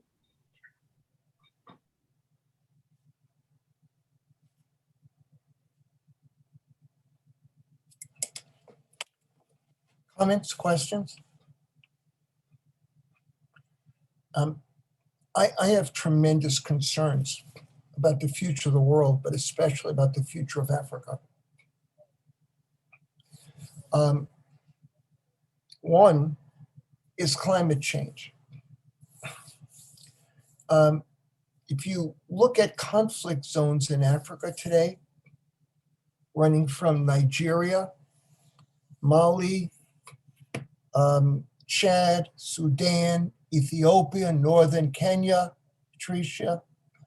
These are all areas that have becoming increasingly become more desert-like because of changes in temperature and changes in water. Nigeria is a good example. In Nigeria, the Boko Haram in the north are largely an Islamic group that has been attacking Christians. The argument, well, this is because of religion. And again, I argue it's not because of religion. It's because people who have lived as neighbors for hundreds of years are coming into increasingly conflict because of global warming and drying has made agriculture less productive in that region. In Sudan, the conflict is between Arab and African, though the differences are primarily culture, not phenotype. In Uganda, the rebellious group identify, and Central Africa Republic identify as Christian armies, Molinistic armies. But what's happening as climate has placed stress on these regions, there's constant warfare. And it's only going to increase. Ethiopia is building dams on the source of the Nile, and Sudan and Egypt may well invade because those dams are going to cut off water to Sudan and Egypt. So that's one crisis. Another crisis that Africa faces is that after decolonization, what Europe did is it placed its European educated Africans in control over the new African countries. And what Europe did is it loaned these African countries enormous amounts of money so they could develop. It didn't say we colonized you for 200 years and we misdeveloped you, but we're going to lend you money to catch up. It left the African countries in enormous debt. The European educated and European allied leaders who borrowed the money are long gone, but the Africans are still trapped paying it off. African nations are trapped in debt peonage to a point where they owe their resources to Europe. It's an economic colonization. The latest step is China is now replicating that through its, let me call on Chris Heilig, he can explain it better, he did that. What's the Chinese strategy for controlling the world, Chris? Just to make sure, Chris Heilig, right? Hi, yes, yep. Chris Heilig. Oh, right. So how China's gonna conquer the world? Yeah. Well, soft economic power. China has a lot of capital because we basically buy everything from China. And so China is basically investing in that by investing in places to get the resources to make said products to then sell to the West. So they're basically, what's the word? It's not vertical, horizontal. Oh, no, it's vertical economic integration. They're buying up the sources of the materials that they're going to use to make the goods to sell to the West. So basically, they're doing the same thing the Europeans did, except rather than just take over the place, make it, then sell it to everybody, they're buying it from the native countries via stacked economic deals, making it and then selling it. But they're also controlling the infrastructure of the countries that they are dealing with. Mm-hmm. That too. They're so also. What China has done is it loans them money to develop the infrastructure so they could be part of the Chinese network. But when they can't pay it back, China holds the mortgage on the infrastructure and China takes it over. China now owns the coastal facilities in Sri Lanka and in Greece and in Mozambique and in Madagascar. So the exploitation, especially of Africa, continues. And then the last crisis that Africa faces is medical health. Africa became the part of the world most affected by AIDS. Not through drug use and not through homosexual sex, but through sexual sex. AIDS, yes, Jenna. Was it due to lack of contraceptives? But also it's even broader. What happens is men tend to have to travel away from their villages to find work as they enter the monetary economy. If you don't earn money, you can't pay taxes, so you lose your homes and you lose your farms. So what the men ended up doing is going to distant mines and factories where they're working. But the companies came up with brilliant plans to how to make even more money off the men. They provided them housing at a cost. They run beer halls as a cost, and they provided houses of prostitution because these are men in their 20s who may not see their wives for 6 months. The men get infected and they bring it home to the village to the point where in some areas of Southern Africa, half the adult population has AIDS. Now, the reason people were able to, the AIDS spread is because in Southern Africa, AIDS is a secondary infection, meaning because other sexual infections, syphilis, gonorrhea, chlamydia, things that are treatable, but are not treated there because the absence of medical care opened up sores internally in the vaginal tract of women. The men came home and infected their wives and their girlfriends through the sores that the women had internally. AIDS was rampant. It left the population vulnerable to all other illnesses. So that there are areas in Africa that are tremendously vulnerable to every new disease because of lack of medical attention and because of the oppressive nature of the economic system. That is another area of crisis that no one is addressing. So you have a continent that was exploited because of slavery, that was exploited because of colonization, and is now exploited economically, leaving its people incredibly vulnerable. I don't know. I don't predict the future. I just see really hard things. And none of this is related to geography, and it is all related to capitalism. China nominally calls itself a communist country. I would say it's a state capitalist country, meaning it's state-controlled and managed capitalism at this point. Jason?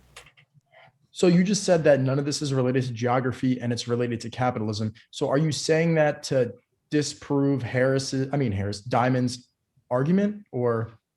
I think Diamond discusses the broad sweep of things, but I think it's a mistake to use the geography argument to discuss the shorter spans of change. You know, what they always say that in the long run, things will be different. In the long run, we're all dead. You know, our useful lifespan is about 80 years old. Holy shit, I'm only got 8 years left. Our productive lifespan, I intend to live a lot longer, but our productive lifespan is about 80 years. I'm writing one more book. I'll let you know when it's done. It's going to be 3 years, at which point I'll be 75, and then I'm finished. Tiffany is going to report on I just had a book published last week. Tiffany's going to report on it tomorrow. Yes, I will. All right. Because that's the introduction to Linden.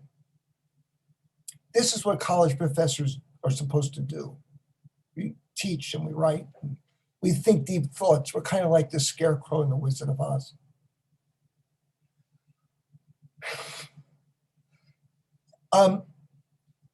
We live in shorter time spans.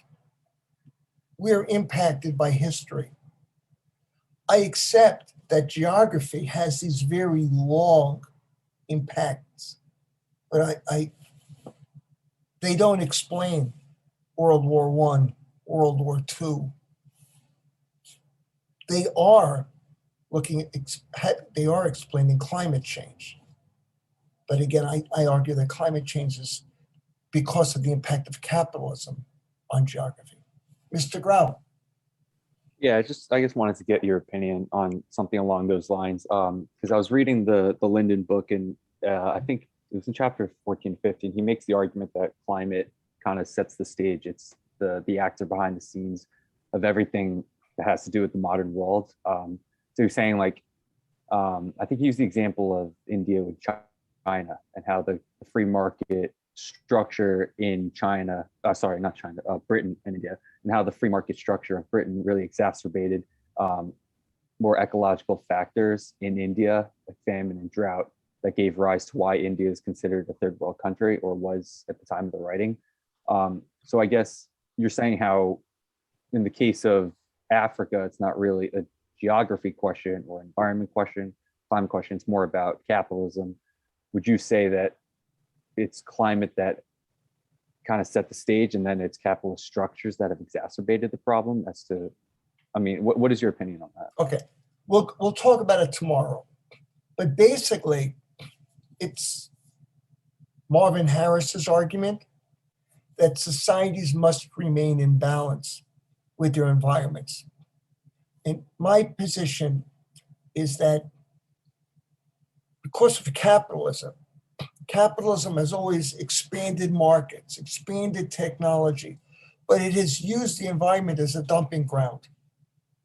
It has used the environment, the air, the water as freebies, the land as freebies that had no obligation to maintain. So it was able to maintain profit at the expense of the environment. And as a result, we're now facing a crisis. And it's not clear to me, and we'll talk about this more tomorrow, whether capitalism can adapt in a way to stop it. Capitalists are arguing that they will develop the technologies to reverse climate change. And it's not clear that that can happen either. I mean, Hannah, when was the last time you were back in Saudi Arabia? It was like last year, because I have to change my visa to start the master degree. What time of the year were you there? It was it was like these days last year. It was like January. Yeah. No, because in this Saudi summer, temperatures are hitting 120 Fahrenheit. Yeah, you don't want to spend the summer there, believe me, it's really hot. You can't go outside. Like in the afternoon, no, you're gonna burn. If you like kick the egg outside, it's gonna be done from the sun heat. It's really hot. I mean, essentially what Saudi Arabia is doing, it's building a self-contained, air-conditioned country. You never have to go outside. But it's doing that with profits from extracting oil. So it's countering, its wealth is based on the crisis that it's trying to adapt to. And again, I'm not blaming Saudi Arabia. That's just one of the areas of the world where the crisis is emerging. All right. I want to address some of the questions that I sent you. We did address. Others we have not. Let me pull up my copy of the questions. Oh, okay. First, on the exam. Those are the questions on the exam. I saw people were exchanging email. It may be. Would you like me to set up the Zoom for you, a study Zoom? If you want, I was already doing it, but if you want to do that, that would be probably easier. Would it be easier? Yeah, when that's do fine. you want to do it for? Wednesday night? Yeah, can everyone do like 8 p.m. Wednesday night? I feel like that's a good time because people are done work and kids and stuff. I'll set up a Zoom for Wednesday from 8 to 10, and I'll email it to everybody. Let me just write it down so I don't All right, forget. thank you, Alan. And if you don't get it, you'll remind me tomorrow. That's perfect because I was trying to write an email like which time works for everyone, but that's perfect. I'm not going to come. I'm going to just set it up and I'll open it up, but I won't be there. So you don't need me. Okay? And Jason, I'll set you up as co-host so that Okay. once it's open, you can run it. All right, sounds good. Okay. I just want to see.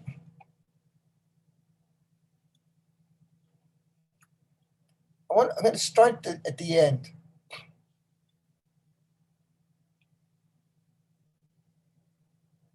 I guess I want to start with Chris, and then we'll go from his question. Chris Grau. Oh, Victoria, yeah. Oh, I just had a question about the essay part of the exam for Thursday, just really quick. So there's an A and B. Are we supposed to choose A or B, or do you want us to answer both parts? A or B. Oh, okay. All right. Chris Grau discusses Diamond's opposition to racism, and it is refreshing. I guess the big question is, does Diamond leave space for individual, community, national, and international choice? And has humanity run its course, condemned by climate change and rapturous capitalism to decline and maybe even extinction? So let Chris start with the question. Does he leave space for individual, community, national, international choice, or is everything just predetermined? It definitely seems like it's predetermined. It doesn't seem like there's, yeah, like you said, it doesn't seem like there's much space for countries or people to make their own choice. But I guess now, after I read Linden, I was thinking, again, going back to what I said earlier, he makes the argument that climate kind of sets the stage for everything. I think he makes an analogy saying it's, you know, climate is like the loaded gun that countries use to, in the serial kill reference, to kill civilizations. So I guess you could say like the only choice that countries would have is the social, political, and economic structures that they have followed and that they continue to adhere to.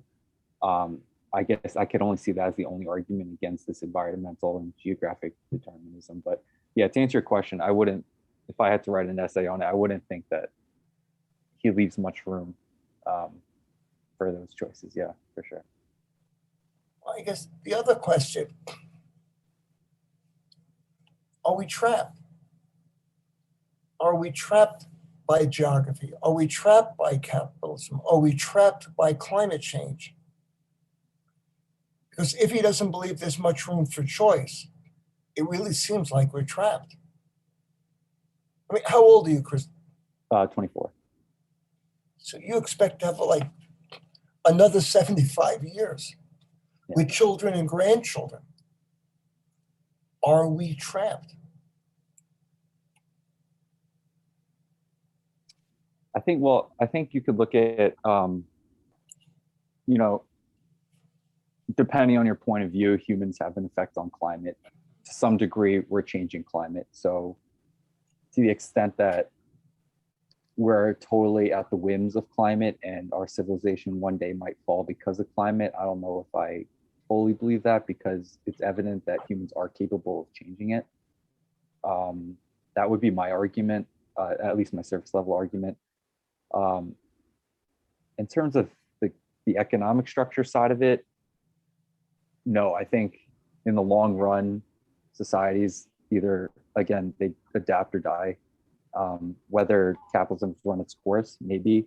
I'm not, I feel like I'm not economically savvy enough to know truly if capitalism's run its course or not, but I don't think, if you're talking on the level of like a human species, I don't think we're trapped. I think, again, societies tend to collapse, they adapt, we'll change our economic or social or political structures, or we'll fail to be a country anymore. That's kind of the broad answer, I guess. Christina, are we trapped by geography? Is it just all going to unwind? Yes and no. I don't think we're necessarily trapped forever, but I don't see a shorter, like a current solution. I think right now we're probably trapped by geography. You think it'll be worked, the climate issues will be worked out? Not by capitalism, like you were saying before, how some capitalists believe that they can innovate and they're going to solve climate change. I don't believe that. I think maybe they'll help us adapt to climate change, but I don't think they're going to stop it that way. I think that over time, as more and more people and hopefully more and more corporations and countries actually try to start combating climate change, then we won't be trapped, but I don't see that happening anytime soon. Alana, do you think we're trapped by geography? We're trapped by where our society is? I feel like I agree with what Christina said. Definitely, I think we're trapped right now, but in the future, I think we'll be able to work it out. Well, I hope. I'm hopeful. Hopeful, but not sure. Melissa, what do you think? I kind of agree with what both Christina and Chris said. You know, going along with what Christina said, I think right now we seem trapped, and I don't, know if there's necessarily a hope for the future. But as Chris said, a very interesting point when he said that humans aren't trapped.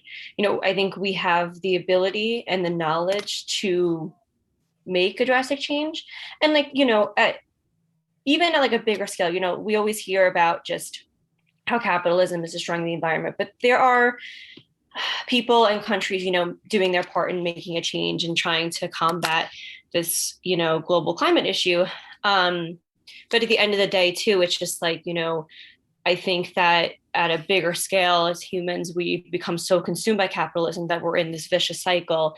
And it's kind of a question of how do we get out of it, and how long would it take to get out of it? So, yeah, I think that even though, as humans, we have the knowledge and power to do it, I don't know if we can or how fast we can. Anwar?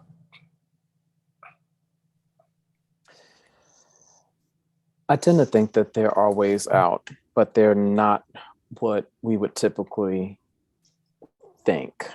I think that withdrawal and disengaging from whatever the system is that we do not find useful or helpful for us.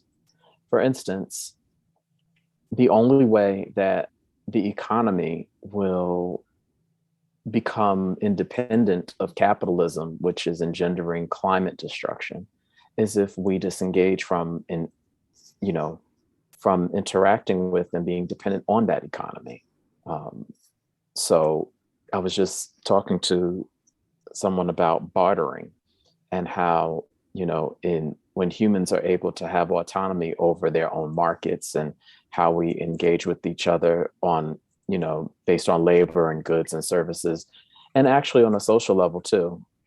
I spoke a little bit about social media and how it too is kind of deteriorating our social interactions, much like climate change is our environmental, organism, which is the earth.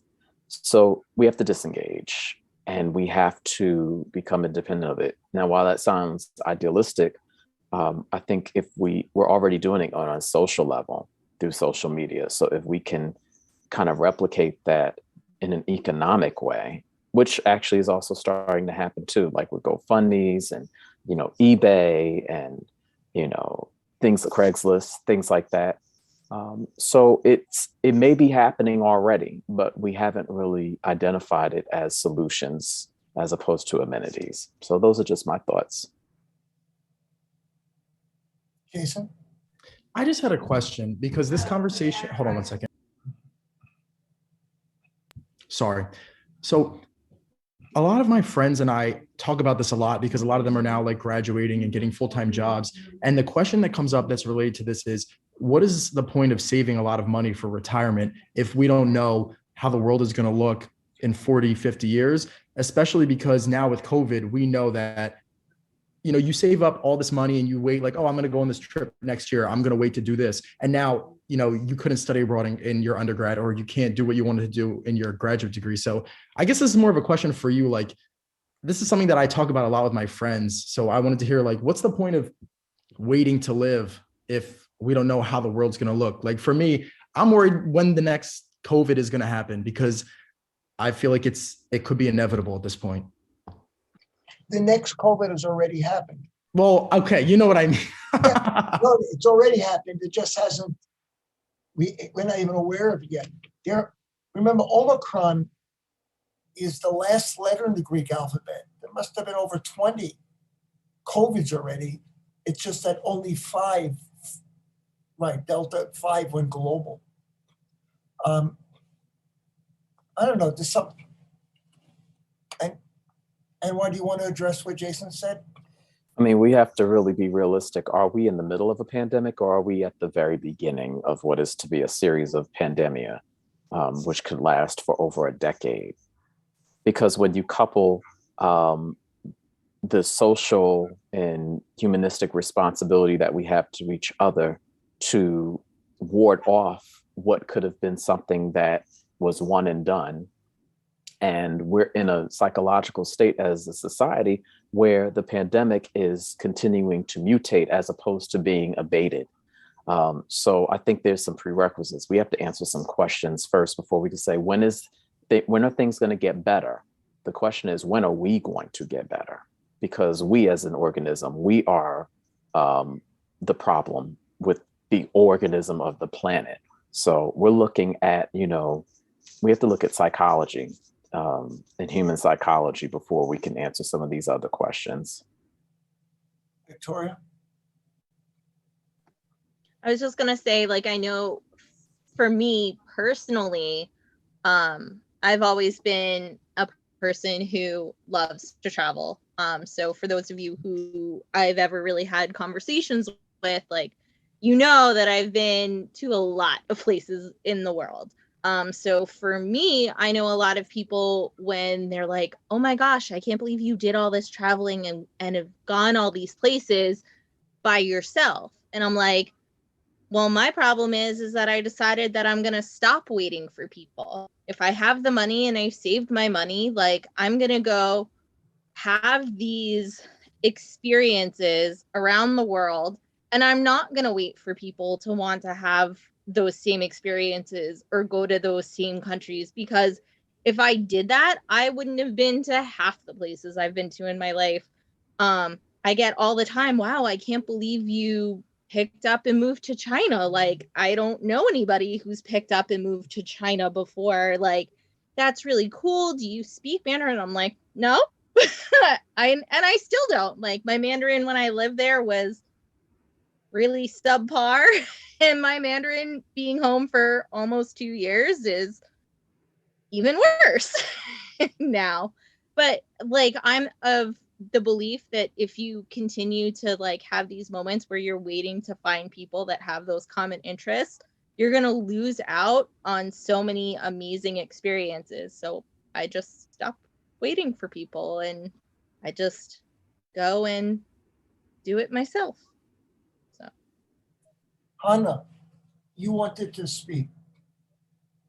Yeah, for me, and what I think about his question is, I'm almost spent, like, we almost spent 2 years in COVID. Like, I start my master degree and I'm almost gonna graduate and we are still in COVID. So for me, if you can do what you want while it's COVID, just go and do that. I just went to Orlando like last week for this break, and I went to Disney Park and we have fun.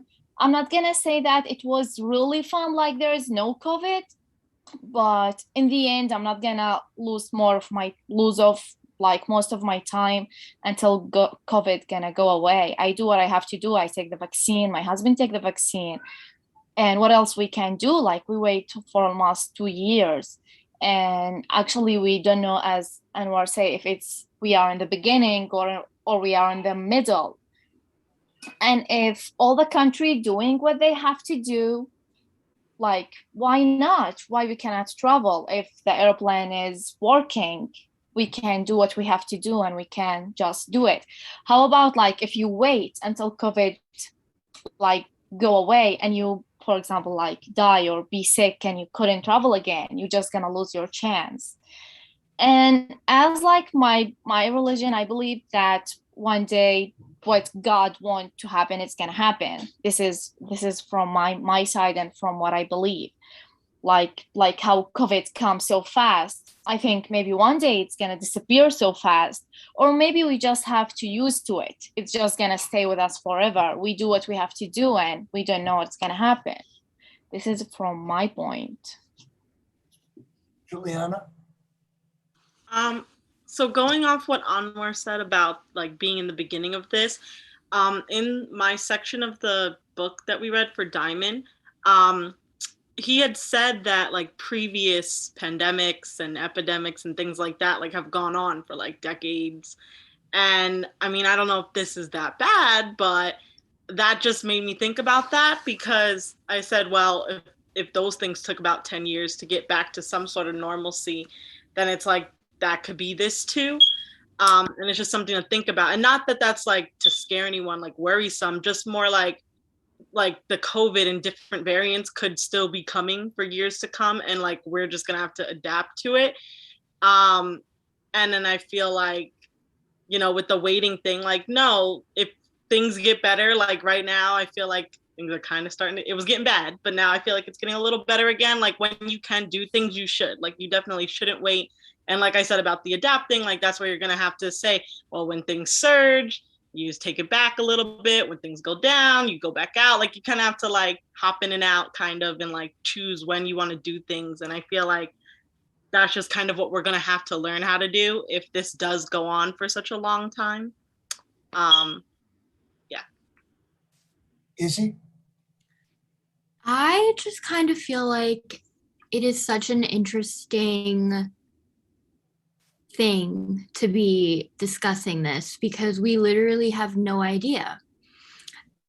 And I think it's really important to bring up the fact that you have, and I don't know like the exact numbers, but I'm just going to say like half the country who believe in the vaccine and are doing what they're supposed to do. And then the other half of the country who don't believe COVID is real and whatever. Like I work in retail. I see people with their mask hanging off of their face all the time. I was in the grocery store today and they have a PA announcement saying, please wear a mask, like blah, blah, blah. And there was at least 5 people I saw not wearing a mask even at all. And all the people with it under their nose, it's ridiculous. But it's like, if people are upset that we still have to wear a mask and you can't do whatever. But my take is, if everybody just did what we were supposed to do the first time, maybe things could have been better by now. And again, I don't know, because it wasn't like that, it didn't go that way. And I just think that like, you can't really, obviously we can't force people to get the vaccine. They're pushing it as, you know, hard as they can. But if you look at New Zealand, like the prime minister there, Jacinda Ardern, she was great during this whole pandemic. She listened to the doctors there. And I remember seeing on social media, people in New Zealand were like at concerts when we were still in lockdown, because they did what they were supposed to do. And I mean, I don't follow New Zealand. I mean, I'm sure with all of the surges, they've had to peel back their, you know, back their restrictions and everything. But it just really irks me that, you know, after all this time, people still don't think it's real, or they're not taking it seriously. And maybe, yeah, this is me kind of preaching to the choir. I mean, I don't want to offend anybody. I don't know what all of your beliefs are. So I'm sorry if I am offending anybody or making anybody uncomfortable. But it just really bothers me that people aren't doing what they're supposed to do. And I think we're just going to end up having a COVID shot every year, like the flu shot. And I really don't know if we're ever going to stop wearing masks. I really don't think we are, because that's what a lot of doctor people that I know are saying. And people just need to listen to the professionals and not idiots on Facebook and Twitter. And that's that. Hey, I'm on Facebook and Twitter. Well, you're not an idiot, so I'm not talking about you. Just checking. Did anybody see the Bucks-Eagles football game? Joseph, did you see the crowd in the stands? Yeah. What did you notice about the people in the stands? Well, it's in Tampa, so they're wearing no mask. Yeah, no, it's Florida. Now, one person was wearing a mask in Florida or in the Dallas game in Texas. That was scary. The game wasn't bad, but that was scary.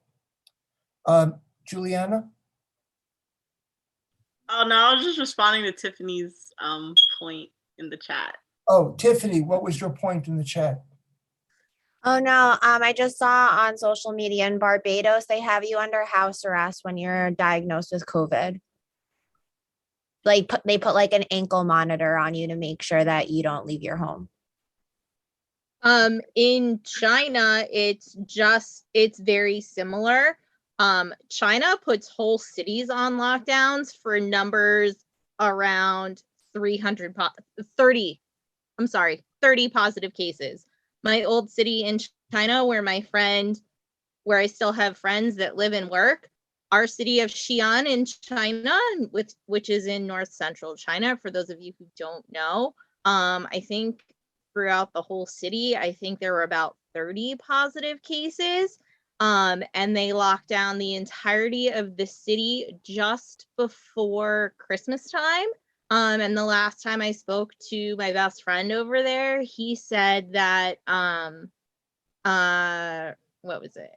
New Year's Eve, I spoke to him. He was still sitting in lockdown, and he was anticipating probably being in lockdown for at least another week to 2 weeks. And lockdown in China means you literally do not leave your apartment. The only time he is allowed to leave his apartment is for daily COVID tests. It used to be that one person from an apartment could leave every, I think it was either 2 days or 3 days to get food for your entire apartment. And then to try to curb the numbers even more drastically, they're just delivering food now, which are like the basics. So like rice, vegetables, or anything like that. If you want anything more than that, you have to like specifically order it. And since my friend doesn't speak Mandarin, our landlord is getting it for him. So like when I think of lockdown and I listen to people here complaining about being in lockdown, I just think, to me, what people here are complaining about in terms of lockdown is not a lockdown. Like in China, that's a lockdown. They're telling you can't leave your home. Here, people are being allowed to leave their homes. And like China, 30 cases of COVID is considered reason enough to close down an entire city where people can't leave their house. They can't come into a city. They can't fly into the city. They can't take trains into the city. China is really trying to curb the spread of COVID, and it's not really reflecting of the fact that in a few weeks they are going to be hosting the Olympics. It was even before that. So I just think it's interesting. Two more comments and then I want to close it up. So Mr. Heilig and then Hannah. Actually, what I was going to say was already kind of covered, but yeah, I definitely see, for COVID, mask being the norm. I mean, it depends on how bad the later variants of COVID are, where it becomes something where the flu where we have every once in a while, but maybe they're less severe, and then COVID just becomes another form of the flu that we have to deal with. Or it's kind of weird too with the mask because I think now Americans have gotten used to it.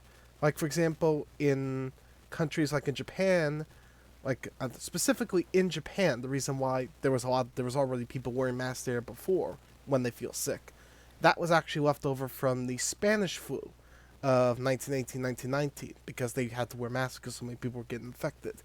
And that just became part of the culture, and it never left, even though Spanish flu left. So I definitely think that we're not living.